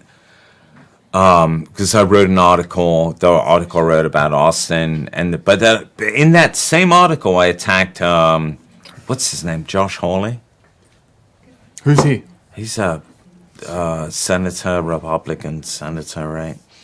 Who was like laying into Austin. Mm-hmm. He's a piece of work. You're looking it up. Look it up on Google. I think it's Hawley. H-A. Hawley. Yeah. Josh Hawley. What a piece of work. What a fucking... Who's talking shit? Oh my God. He has... That dude... He's one of these guys who is like always forefront on anything military without ever having been in the military. He almost extreme right wing. He was a dude who, after the 6th January, Give Andrew a refill there. 6th January, the attack on Yeah. the Capitol. Yeah. He gave them the high five. He was like giving them a salute. And I'm like, how does this dude not get fucking fired? But he comes back, and so my point was this: I was attacking Austin's policies, but I said in that article, I derive no pleasure from the fact that Hawley, hauled him of the coals, no pun intended, because Hawley is a fucking piece of shit, basically. He's a, whereas at least, Austin served in the military. It's not about respect or anything. It's about Austin should not have reached that rank. He should have retired as a colonel. I worked for him at CENTCOM. But it's not it's not a personal thing. Right. I respect the fact that he's done what he's done. Right. And that's one of the challenging things. And again, that comes down to the politicization. Yeah. Give him another chance. He's going to get it. We'll give it to him. The politics, but Caveat. but of Alibi pass. of everything. I can't say it either, man. It's not Dave's fault. neither can I. Politicization. I can't. To be Politicization. honest. That's the first time I've said it right off the bat. And that's because you're like Politicization. six streams. I have to be real. Why are you counting? I cannot do anything that you guys could at this point. I'm done. But the thing Right. is that there are times when and We've reached our culminating point. I'm good. It's truth. It's truth a is proud coming out. veteran No, I'm good, man. And I don't have a beef with the military. I love the military and I love the U.S. But there are times No when way, the military man. should not be defended. I mean, there are times, or Yeah, not the 100%. military, and so you can't take a political stance on it that the military or because somebody was in the military is always right, and at the same time you can't take the stance on it that that it's the military, so it's always fucked up and. And it's always going to be wrong. It's Yeah. like there are people there that are doing the job. You got to be nuanced. Josh Hawley is a piece of work, man. Look him up. All listeners, look him up. The dude should not be. I don't know how he is elected. Jack, I sense we're tracking down. This is good. You think so? You think we need to yeah. wind down? You Yeah, think we yeah, need to yeah. wind down? Yeah, no, it's good. Brian, No, is there anything else we should talk about? Brian says, for what it's worth, for comic geeks, bad guys die in the MCU. Yes. That's okay.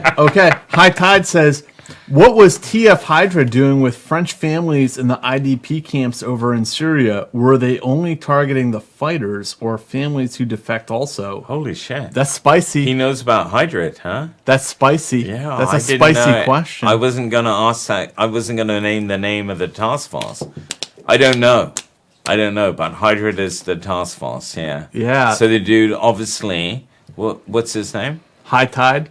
High Tide. High Tide obviously knows a considerable amount. That's about pretty. that That's task pretty force. spicy. That's a That's pretty a little spicy scary. question. That's a pretty Yeah. spicy question. Folks out there, I don't know what to say. I mean, have we reached an impasse? Are we there? I don't know. I mean, have we had enough? I have. Are things going to we start? we all getting have really full spicy? glasses, but like, if Andrew wants to start winding things down, it's good, man. we start No, winding no, things down. no. I don't want to. Anything If you're getting else that bored comes with up. our company, I'm not. If Holy you shit! If you no, feel like this is an No. interrogation, Well, like No, Jack, no, that's but an like Jack interrogation. said, Fuck you I mean, guys. you are a That's not colonel. what You're I'm in, hitting. you're in I the, saw a you're in big the deal. company of No, enlisted pretty big swine. deal in the Marine The only Corps. reason I said that, I saw Jack And we're lean over. just- No, we're just that's not enlisted fair. I saw guys. Dave lean over to puke over there and behind the chair, and I'm like, and so while he was puking, and so I know you put the button on mute so the listeners couldn't hear, and that's the only reason I said that. That was just a reboot. Okay. That's how All right, you we're start good. the night. I can interrogate you all night. I have no problem with it. This is what I do professionally. So, no, but if you want to wind things down, if you're like, no, we need to kill the stream, you're like, kill the stream. This interview is over. This Yeah. interview is No, over. no, I'm good, Too many man. penetrating questions. No, go Too ahead, many man. penetrating questions. No, go ahead. No, I like With all this penetrating. MARSOC stuff. I like penetrating and questions. you're asking where it's going. But I don't like waking up with my boxer shorts on backwards and a mop on my head. But I don't think that's where we're heading. but we are heading there. We are heading there. Well, I we've mean, all we're- been if in we're- that if place, we're to right? be What do you mean you honest. don't like Dave's been in that place 4 or 5 times. this week? I mean, let's be fair. Let's be fair. Every time we have these in studio Give me some interviews, credit. there, and we typically stretch these interviews way past the point of no No, return. When like absolutely. and yes, it's true. We should have ended it 45 minutes prior. No, but we Dave didn't. told me he hates it when he wakes up in the morning and a rubber drops out of his butt in the shower. But there's nothing wrong with that. Because I feel like I could have had a love connection, and I remember nothing of the evening. when your farts smell like latex, and he's like, "Well, what happened there?" I do hate it. I love these intellectual conversations. It's like very. Yeah, we're bringing you back. We're bringing you back to 1997 for you. Your articles about Somalia. What were they about? You had a couple. There's like a series of them that came out recently. Yeah. So the reason why I talked about Somalia, so I had like a kind of a niche get in with a magazine called News Looks. Hold it, the girls look like they need to pee, but they Yeah, said they do you need to can't. pee? Go and pee. Oh, you get. Yeah, go and pee. No, you're not good. No, there's an audience here tonight that we have bored to death. Yeah, we have a live studio audience. I know. They're bored to death, and they're 100 like, yeah. they're like, we're telling all these war stories. They're like, yeah, okay, that's And, how it happened. Yeah, I'm sure. And they're like, and they wanted to get up, and they were first time tonight. They were active. Yeah. They got up, and just put the block in the door and go if you need to go. yeah. please, Are you sure? Okay. that's my fiance speaking. She's fine. She's not going to be fine if we ever get married. Anyway, Somalia. Somalia. Yes. True So- love is blind. It is blind, isn't it? It's like put a block in the door. Go and pee. Poor girl. We can pass you a glass. You'll be all right. Anyway, yeah. So here's the reason why I started to write about it, because I wrote an article about the death of the 14 service members who died in Kabul airport, right? You know, and I try, I understand this. We're in the profession. We understand, hey, this is an implicit understanding that this may happen to you, so I don't want to make it too emotional. Right. But at the same time, I'm like, hey, this didn't need to happen, right? Right, And right. I explained why it didn't need to happen. It was, again, not being emotional. But then I started to, and then I wrote another article about how curious it was after that happened that a lot of Americans, not the article, but the deaths, when people found out that I had been in the military, people were saying, oh, I'm sorry for your loss. And I'm thinking, hey, it's your loss too. I have no greater connection to these people, except we served in the same, in uniform, than you. It should be your loss. And then I realized, of course it's not. Of course it's not. They have no skin in the game. They are, most Americans don't know someone in the military. And so that made me think back to Somalia and kind of the transition. And I know that some of your more erudite listeners will say, hey, you're making it too glib, but there is a transition. So in Somalia, which I happen to be involved in, the first landing in Mogadishu, and actually, I know this sounds like this notorious chest beating, but the first engagement with ID's forces, right, which escalated ultimately to Black Hawk Down, blah, blah, blah. And then the decision to withdraw U.S. forces from Somalia. But my point is that the decision to withdraw U.S. forces after the loss of 18 dudes had exponential effects, right? So you could argue that. I'm not saying it's conclusive, but you could argue that. And then follow up on that, Clinton, it doesn't matter what administration. The administration's reluctance to be involved in Bosnia, Rwanda, then Bosnia, were very slow, sent messages, right? And then you get the bombings of the U.S. embassies in Kenya and Tanzania. You get the bombing of the U.S. coal, and then you get 9/11, right? So you could say all that is unconnected. And I have no special information to say disconnected. All I say is it is probably connected, right? The signal that, hey, we took 18 casualties. Maybe The inertia. 1,000 Somalis were killed in that engagement. But backtrack, it's context. We saved thousands of lives by our intervention. Exactly. And the sense that, hey, all we need to do is bloody a few Americans. And they will back out. Right. So I wrote, that's why I went back to Somalia, because I was personally involved first. The first landing, I was personally involved in the first decision to open fire on dudes in ID's forces. And I understand why I was investigated after that. I think that was healthy. I think the turnover, obviously, from UNITAF to UNISOM was very unhealthy. Subsequent perception of taking of sides. There's a number of things that went wrong that I try and outline, because I feel as though that was kind of the beginning of bad things. Right. And I'm concerned that the same thing is happening now. That's why I wrote that. Yeah. And again, I'm not worried about administrations. It's not about Republican or Democrat. We cannot be seen to disengage from the world. Right? And we have the memories of Kabul fresh in mind. We pulled out of Somalia, and it's like, this was a clear message that we can't simply think, hey, if we don't see it happen, it's like a tree falling in the forest. It's never going to affect us. Right. What did you think? Like, I'm really interested to ask this about the big picture and what you see as far as post global war on terrorism, if you will, post counterterrorism, dealing with Russia and China. And what do you see as the current world order, and what do you see it as like evolving into the future from a national security standpoint? Yeah, so I think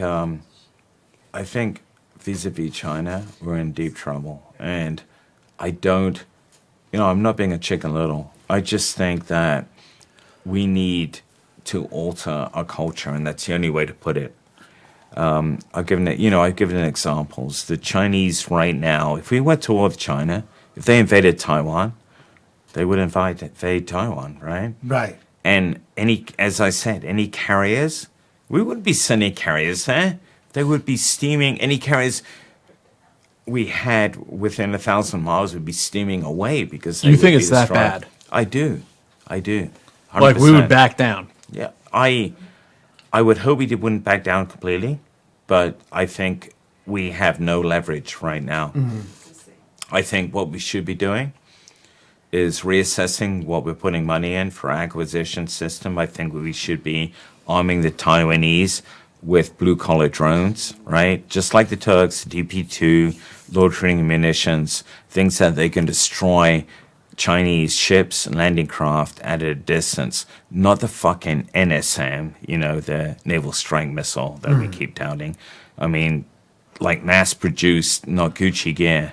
And we should be overtly training the Taiwanese in resistance techniques. I mean, we kind of are, aren't we? Well, no, What do you think should be? And it gets tough. I think that's given a lot of publicity. I think Yeah. we're just training Taiwanese in basic shit. And just kind of like, Yeah, and we're like, oh, look, what we got dudes saying, no, we're not. I'm sorry, Dave. No, it's okay, but it gets challenging when it comes to corporate interest. Whether you're talking about technological interests and Hawaii or whatever in our electronics, or you're talking about somebody as simple as Disney, and their Yeah. sort of capitulation to Google. the Chinese, Yeah. and things like that. What do you Facebook. think? Yeah, what do you think should be our sort of stance? Yeah, with it's really corporate policies? we're a really difficult position, right? So we are a libertarian democracy, quite rightly, a liberal democracy, and a small L. We can't strong arm our companies Right. in the way that China does. And so Google, ironically, I'm using Google as an example, but they, has withdrawn from Project Maven and everything that they were helping us with developing AI. What they don't realize, maybe they don't realize, is they are unwittingly providing the Chinese with a ton of information. Right. I mean, that's where Google and other U.S. companies is where the Chinese are accumulating a lot of their capability. I don't have an answer, Dave. I wish I did. Yeah, I'm it's not. challenging, I'm not. right? I'm not. I'm not. A Trumpian dude who's like, fuck those motherfuckers. Right. Because I understand that we have to pay a price for being who we are, but at the same time, but you know what? I do have an answer in the sense that we can challenge them in their own game. Why?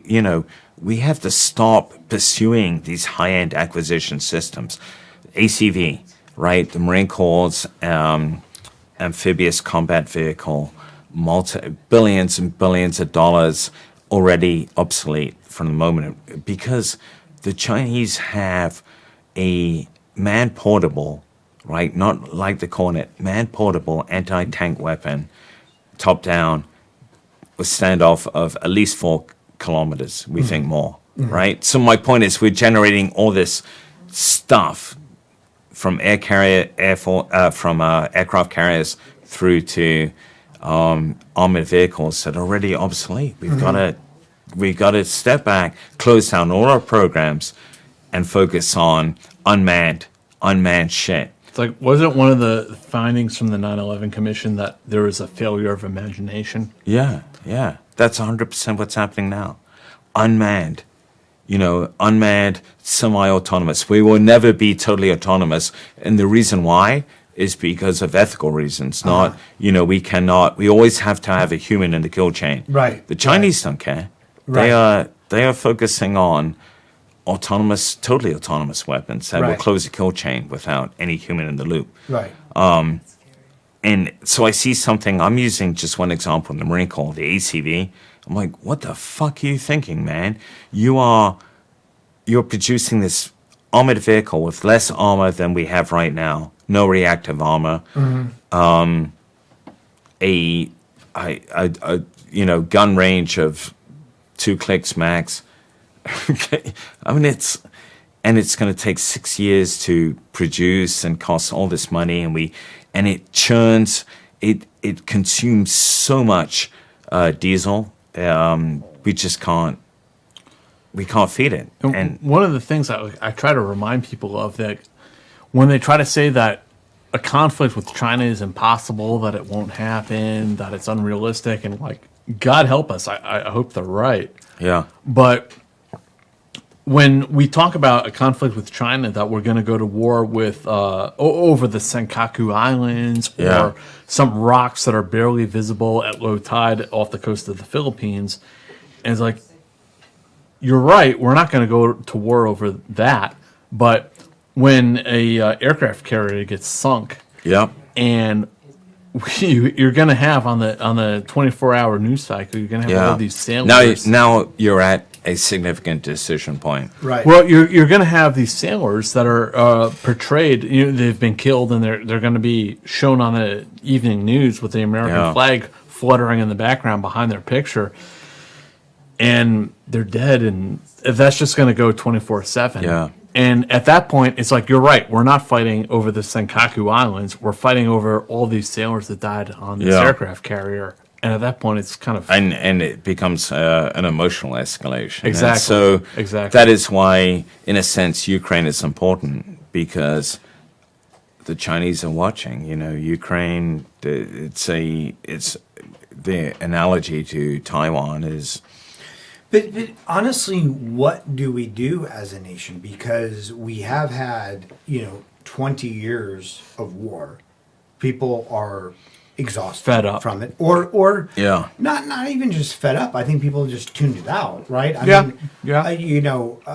would say, But they that- tuned it out early on, right? Yeah. Like year 2, right? No one Well, gave a shit. And this is going to sound partisan, and maybe in part it is, but the media has not helped. Like up during the Bush administration, every day the media reported how many U.S. deaths there were in Afghanistan and Iraq, and then as soon as the administration changed to Obama, like that stopped, right? So, But I would argue it doesn't matter because no one gave a shit. So even when it was being reported, I agree. unless you had a son or daughter in the military, unless your neighbors in the military, no one gave a shit. I agree. It was like, how's the stock market doing? Right. Right. And how much do I have a job? How much does bread cost me? Yeah. Right. And I get that, because we can only care about so much that affects us directly, right? But the question is that even if the Chinese do sink a U.S. carrier, like what administration, who in the administration, whether it's this administration or another administration or Republican administration, whatever, what is the cost of war with China? And at what point? Because if China comes out, that's great. if China comes out and says it was an accident, Yeah. right? If because they're good at propaganda, obviously. If they come out and say, "Are bad," right? How will the U.S., the public, not the politicians, because the politicians are often driven by the public opinion. How will the public respond to, well, do we engage in a full-on war with China now? Like, what do we do about this? So I think, that's a great question. So I think we are lagging behind in our messaging, right? We're so incompetent. We should be messaging everyone from Xi down that, hey, listen, this is what will happen, if you do X, right? But we don't, and we need to back it up too. And what do we do to back it up, though? Well, the problem is right now,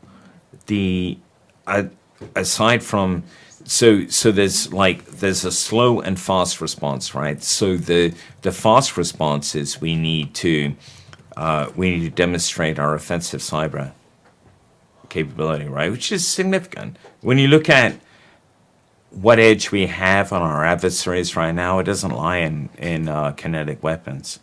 It really doesn't. We like to think it does. It does not. Not even the F-35. The Chinese pretty soon can shut down the F-35. It's a flying computer. But cyber, yeah, absolutely. So selective cyber operations, which the Chinese and the Russians are already doing, why not? And then, to your point, slower cycle.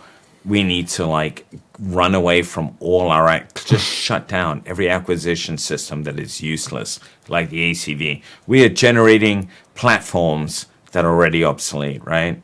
And we need to focus on hypersonic weapons, like the Chinese have, and on long-range precision weapons down to the tactical level, and most of all, sensors, right? Across the board, mass-produced. So I want to use the term, unmanned systems, basically. Why do we still have manned systems? It's ridiculous. The ACV is manned. As soon as you put guys in something, you have to layer on, layers of protection that make it extraordinarily expensive, but it's still vulnerable, right? Right. And we've talked about this before. I can't Biotechnology.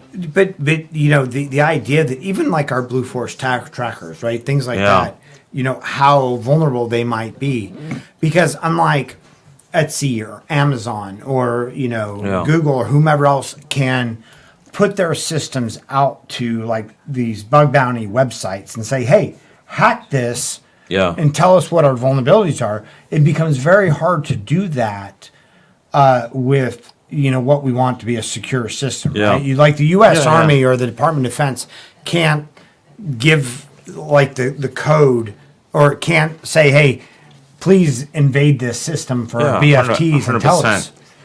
So it's a place, where when we have, like the advanced persistent threat number 1, which is a Chinese, right? It's a Chinese government group of hackers, basically, that's supported by the Chinese government, and so many of, like in Russia, so many of the ransomware, so many of these hacking activities are, even if they're not under the direction of the Russian government, they're supported by the Russian government, right? Yeah. But in the U.S., it's like, it's like our commercial.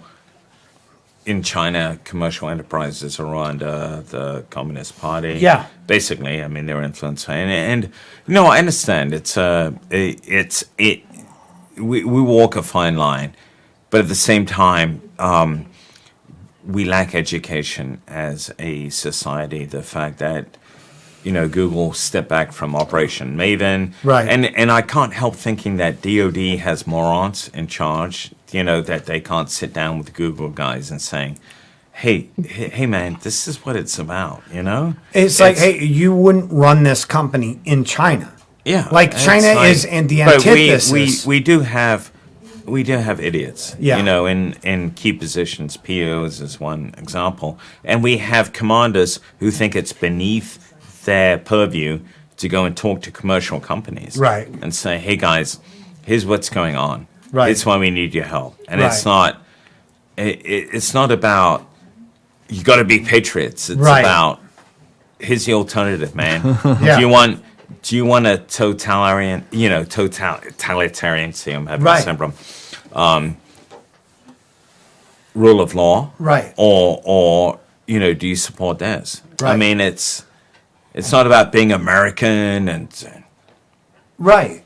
Well, it's the same thing with Disney, right? I mean, they want the money from the Chinese market. And I get that, but if you were a company that was like born and raised and operating in China, you wouldn't have any say over what you're doing. Anyway. 100%. So, Andrew, tell me what, if any, is the difference between episode 30 and episode 130? What? Are you disturbed? No, I'm not disturbed. I'm just throwing the ball into your court. So I've become wiser. How so? No, here's why. So a couple of things. So when I did episode 30, I think I was still, kind of under the auspice of the military. I was a little more wired to that sense. And don't get me wrong, I still, I write because I love. Yeah, it sounds corny, but I love the country. I love the military. What I hate... I like the conversation. Yeah, what I hate is are all the people who are fucking it up, right? It's like our ethos, our background, our culture it doesn't have to be this way. We don't have to have so many stupid people in our profession, right? They need to be expunged. And the other thing that has changed is, in the last 2 years, it's been COVID, but it's also been an extreme emphasis on political polarization, even within our profession, right? And so that disturbs me too. People can say, hey, listen, it was worse in 1968, it was worse. But you know what? In 1968, yes, it was worse in American society. But in 1968, within the military, yes, there was some racial tensions and everything. But by and large, people held together, right? And now that is what disturbs me about our profession is you have people becoming increasingly politically polarized, and they forget what we're about. Does that make sense? Yeah. You're talking about specifically about some of the issues around the vaccines? That's one of them, yeah. Did you have the anthrax vaccine? Yes. I had Did you? I did I not. had- Whoa, Dave, whoa. No, He's no, an no. anti-vaxxer. I've got words. I had the anthrax vaccine not once but twice. Yeah. Because They got it wrong. The Army fucking forgot about they misplaced my vaccine Yeah. records. And so they gave me that series not once but twice. I was in the Fortunately- same position. Yeah, fortunately, I was a civilian at the time, so while it was highly encouraged, like crossing over Anti-vaxxer. into So- yeah, Anyway. yeah, total. Yeah. total. No, we you know, understand you. Iraq. No, we us, get it, we get when it. they Yeah. described what would happen Yeah. and like the So series. here's my point. Here's my concern. And I'm not, I'm the last dude to say, oh my God, this generation doesn't. But, holy shit, the anthrax vaccine was certainly not FDA A approved. debacle. A debacle. Yeah. And we were Yeah, like, yeah. okay, I got it, man. I'll take it, And so it disturbs me now that you have guys not only saying, hey, I don't want to take it, or we've got a Lieutenant Colonel in the Marine Corps going on fucking YouTube again. Not Scheller. No, there's another one. another. Sequel. Yeah, sequel to Scheller. Oh, wow. Speaking out about the vaccine, and I'm like, so there is definitely that work that concerns me. You've seen my articles. I relish dissent, but it's got to be disciplined dissent, Right. not just like I don't want to fucking do this. Yeah, it's not just that I'm a douchebag. And Yeah. Yeah. Not that they've refused, on that level. they said that it would bleed for like 3 days. I was concerned because they told me they told me I wouldn't have kids. Yeah, Yeah. yeah. And I was having a lot of trouble at the time getting an erection, and so I was concerned The about that. anthrax vaccine did not Oh my seem God! like a fucking This interview is gonna get demonetized in 2 seconds. whatever. We're deep But in. but We're deep in. We're already done. we've committed. It didn't help me. No, the anthrax vaccine. I was sitting in Saudi Arabia, getting ready to cross the border, and they're like, "Hey, we want to give you this anthrax vaccine." I'm like, "Oh yeah, sure. What's it about?" They're like, "Well, it's not FDA approved. We're giving it to the troops. It'll be like 9 shots at once, and you'll bleed for like 3 days." I'm like, "I'm good." Yeah, Wait, it'll be yeah. okay. Like, It'll like be- how many difference is- cases of anthrax are there currently in Iraq? Yeah. None. And Dave None. had no problem getting an erection at that time. I just want to say that for the record. They didn't say anything about erections Like a baby's arm with an apple in its fist. Yeah.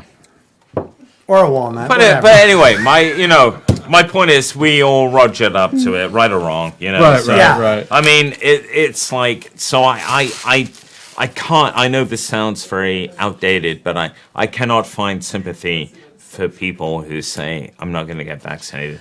Because, look at what smallpox vaccine did. Right. 300 million people died in the 20th century from Right. smallpox. Right. And uncountable numbers of people are blinded or disfigured for life. And so no one said, hey, I don't want to get a smallpox vaccine. Right. The whole world was, because they knew what the alternatives were. I am a bit confused by these folks Particularly, they're Navy SEALs. They're Navy SEALs who don't want to get the vaccination, Yeah. of all people. Well, it blemishes their biceps. But it's like, what the fuck? Everyone, you got how many? You got like 27 vaccines Exactly. when you came into the Yellow military. fever. And yeah. this one vaccine is like, nope, Troubles you. Nope, that's one step Troubles too you. far. That's one step but- too far. I can't do that. But I'm gonna, and as somebody who had the vaccine and the booster, right? I will argue on the other side that the topic became so political. Yeah. It became so political 100%. that when the government starts mandating something, there are people who are going to say, like, no. But all those previous vaccines were also mandated. Like, we didn't have a choice when we came into the military. Look, I mean, people go in and get their flu vaccine every year without a thought. And I'm not saying that the vaccine didn't work or that it was, not important or whatever else, but also there was a lot of misinformation going on from both sides. For sure. In the beginning. Yeah. A lot of the stuff that Fauci said has turned out to be not true. Yeah. Like the whole lab origin thing that was like blown off as a conspiracy now is being, it probably was. Could have been. Could have been. have Yeah, been. definitely. But the whole thing was so political. Like, I don't blame people for being, they're not necessarily anti-vaxxers, but I don't Yeah. blame people for being, Standouts. yeah, Yeah. for being, I'm not doing this because even the stuff they said that if you have the vaccine, you can't get COVID, you can't pass COVID. None of that's true. Well, who said that, though? That's on multiple people said that within the government and on the news. Like, And that so, is, people in the government said you cannot get COVID if you get the vaccine. yes, Because that's not scientific at all. but it was being said. I would be interested to see, like, who in the government said that. Well, let's see what Google says. But thing I'm is, not interested in what Google says. I want to see who in the government says. But that's what I'm saying. Is Who in Google CDC tell me said who. that? This is why you're going to get high ratings. But Because you're arguing. No, this is how we're going to get topic. banned off of YouTube. no, this is why we'll get demonetized because we mentioned Not COVID. even my comment about getting a stiffy after. No, I can only say that. I can only say that. I No. think the hard on is I okay. can only No. say that after Donna leaves. No. because The She's har- going to laugh at me. I think there's a commentary out there that that the vaccine was like 100% sure you're not going to get COVID and it's an end. And I have not myself. I'm not aware of any government official that said like 100% you're not going to get COVID if you get the vaccine. I remember when it was in early January, Trump declared COVID like a national emergency and banned flights from China, and people called him xenophobic. But what does that have to do with what I just said? What I'm saying, what I'm saying is that the whole thing has been political. From the very 100% beginning. is being political. It is, and Yeah. any national, much less global phenomena will be political. Yep. Will be political, Especially now. There's Especially no now. question. Yeah. No, anytime. I don't think when the Spanish flu hit that you're right, man. That the vaccine It actually Yeah. was political, and there were people who were anti-maskers. Yes. Well, but it was also political in the sense of when the Republicans saying this is a problem, people, the Democrat, the head of the health in New York was saying, go to the Chinese New Year festival, everything's fine, this isn't a problem. Right in the very beginning, the positions were switched. So all I'm saying is that it's very this goes back to the origin of this topic is the people who won't get the vaccine. I understand where they're coming from. We're gonna Joe Rogan this thing. Jack's It's gonna, coming. It's coming. I have to pour another scotch. Yeah. I have to pour another scotch. Jack, you've done very well with that. It's bottle, like man. this is like half the bottle here. No, of, it's way more than half. Jack, how Listen, can you say that? viewer- Way view- more. Put it viewers- on his side. No, put it on his side. Viewers, you be the judge. You be the No, judge. seriously, put it on his side. That's how you tell. We're right here. We're right here. Like shipping the bottle. oh, He- okay. Like this. Yeah, So it's way on- more than half. So on web, so on web, You're like tilting it that way. on WebMD, July 22nd, He's 2021. still got him on the vax. Gold question. standard study confirms mRNA Jack, vaccines prevent get him infection. off. Get him off. All right. Dave off. Well, no. Should I cut him? Jack, Can I cut him Jack, off? We cut Jack, the feed. Get me off.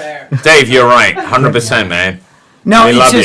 it's just political. That's all No, I'm saying. no, is we- it like, It is political, and anything that is a global phenomena is going to He be said that. political. He It's going to said be that off of that political. whiskey. And he if- said global phenomenon. If you Without if you're slipping a word. no, and I we can get into Now like the he's- now he's details and slipping. fight each other, and I'm sure we will. But all I'm saying is that any sort of topic that is a global phenomena is going to become politicized, and if He our said become. if our barometer interpret it. is like we're gonna throw any argument out of the window because it's politicized, then we're not gonna discuss essentially any Discuss means discuss. Thank you. discussion any sort of global phenomena because they have all become political. No, this all tracks back though to the idea of people not getting vaccinations. Let's talk about Ukraine, man. Yeah, How many? True love is blind. I know. true love is blind. That's why I love you, Jack. I think you're a good-looking man. I agree, actually. Yeah. But Jack does not need to wake up tomorrow morning with his boxer shorts on backwards and a mop on his head. I might though. It's happened. Look. It's happened before. Look, but the difference between need and desire are two completely different Yeah. things. It's very philosophical.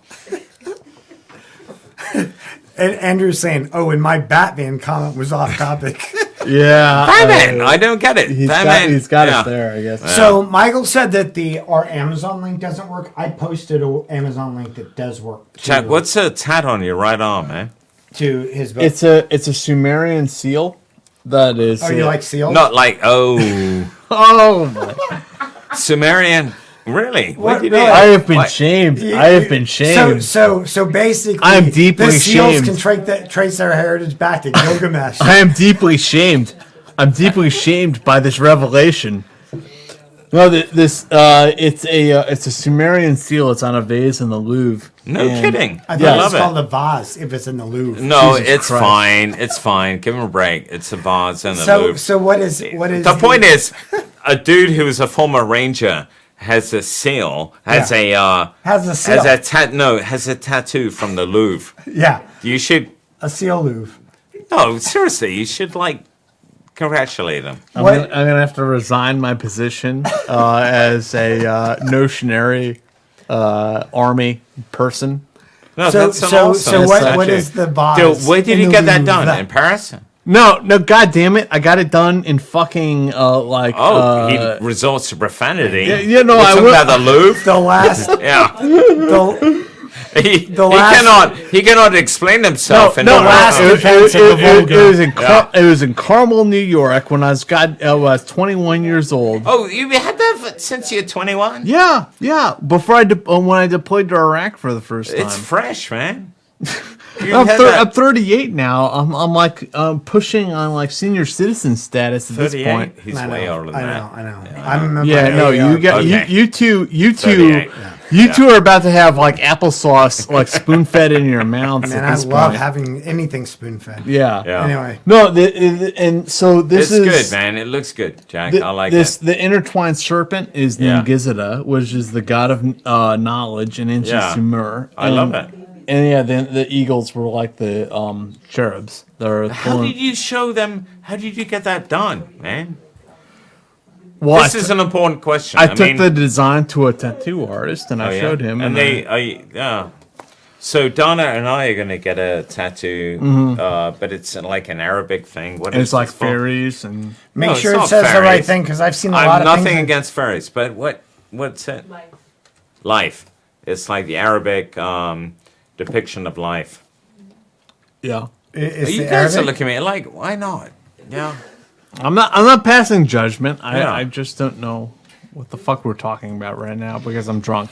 What? What? You told me you would never get drunk again, man. I lied. That was 2 years ago. Do you that have was any a lie. tattoos now? I do. Only a Marine Corps one. Show them off. Where'd you get it? Oh, shit. Come on. Get naked on the stream. I'm not getting naked. Get naked I'm on the just stream. Okay. Come on. There you go. Oh, that's hot. That's hot. Where'd you get that? Is that What the year? Eagle Globe and Anchor right there? Yeah. So Yeah. it's Palm Springs,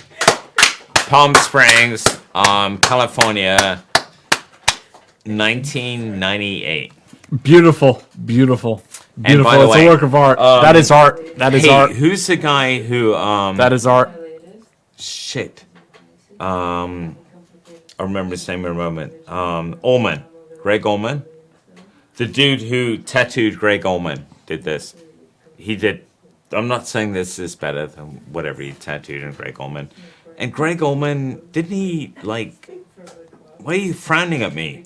Because you're here shirtless and showing Okay. off the No, Eagle no. Globe and Anchor. No. I'm slightly intimidated. I mean, So if you guys are listening to this on a mean- podcast, should at least be in our Patreon. Yeah, it Yeah, should be. Greg It should be. Ullman. It should Greg be on our Ullman. OnlyFans. It should be on our OnlyFans. yeah.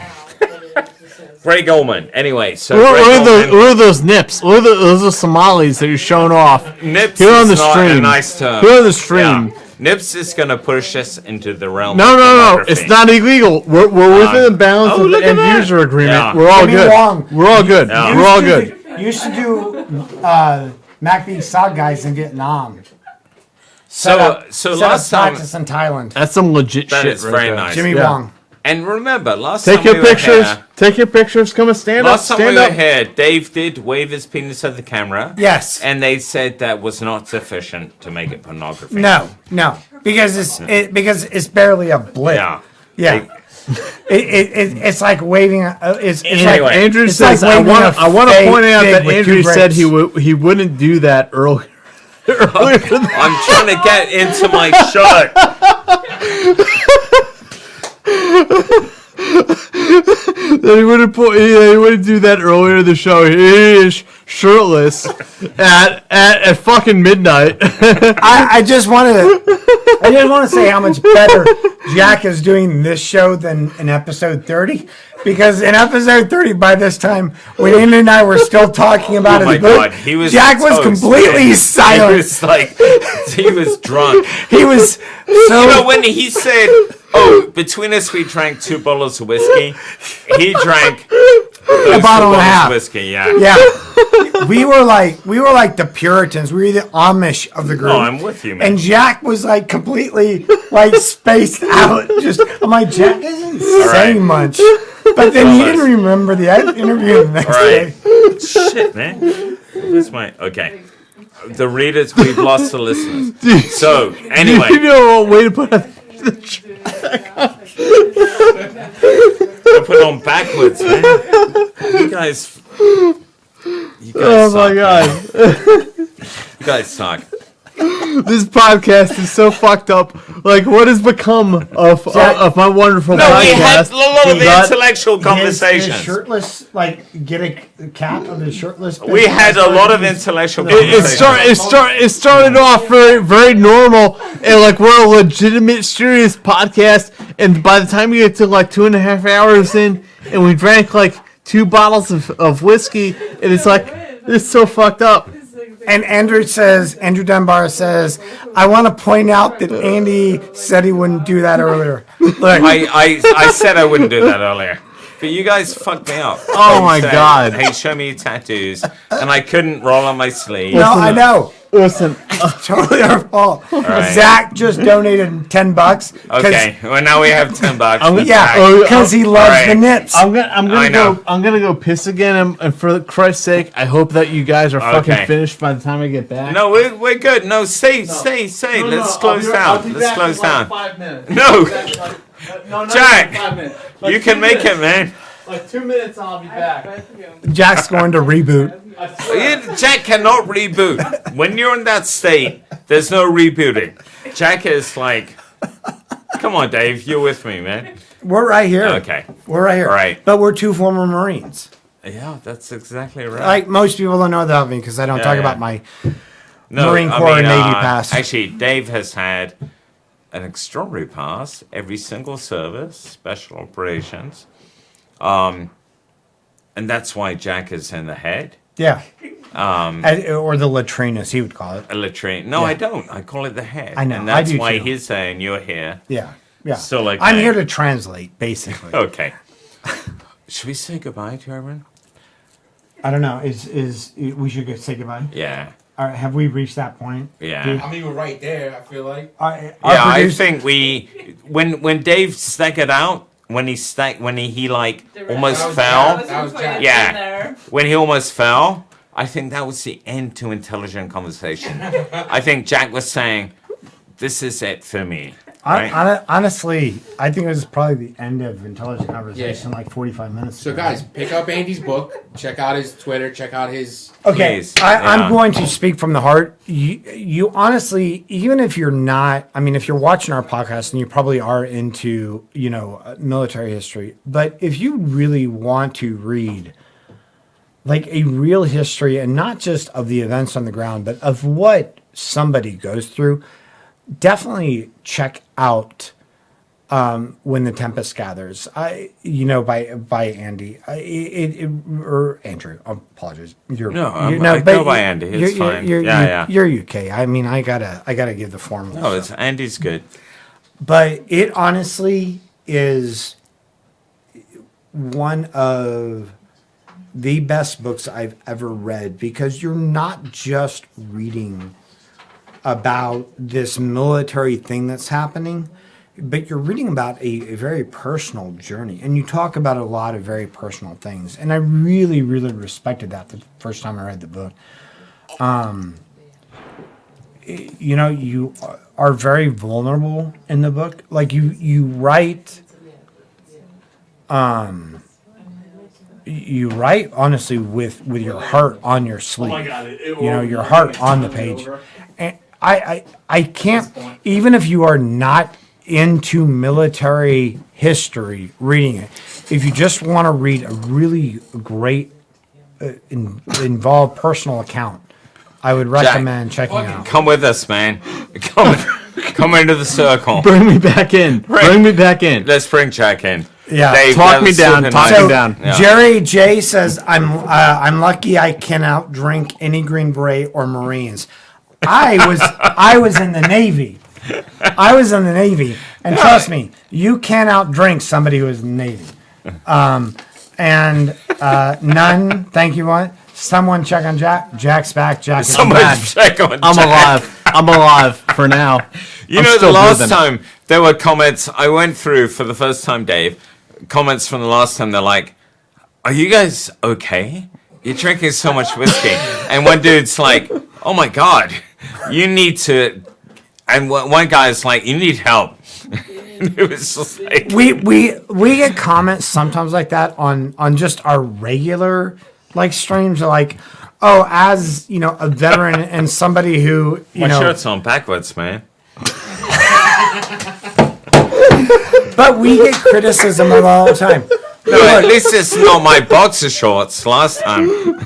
Yeah, you guys need to check out episode 30.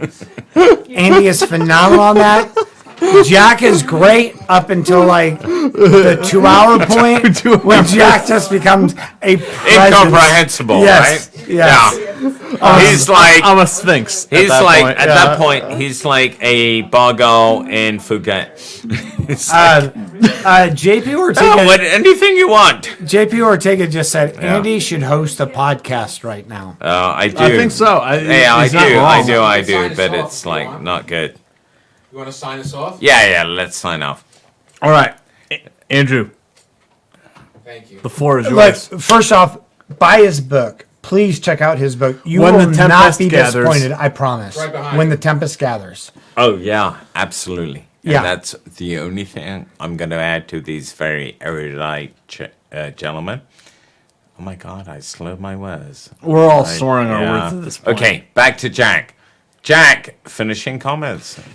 But back to you, I got Andrew. you, Jerry J. Finish this podcast off. Sign us off. Tell us. Listen, where can we find your book? Yeah. Where can we find your articles? You're awesome. Where can we find Andrew Okay. Milburn? Please Google me. Absolutely. Yeah. So all my articles, for better or for worse, will show up. and on for Amazon. Yeah, When the Tempest Gathers. Please do buy it. And I will compensate you in some small way. Thank you.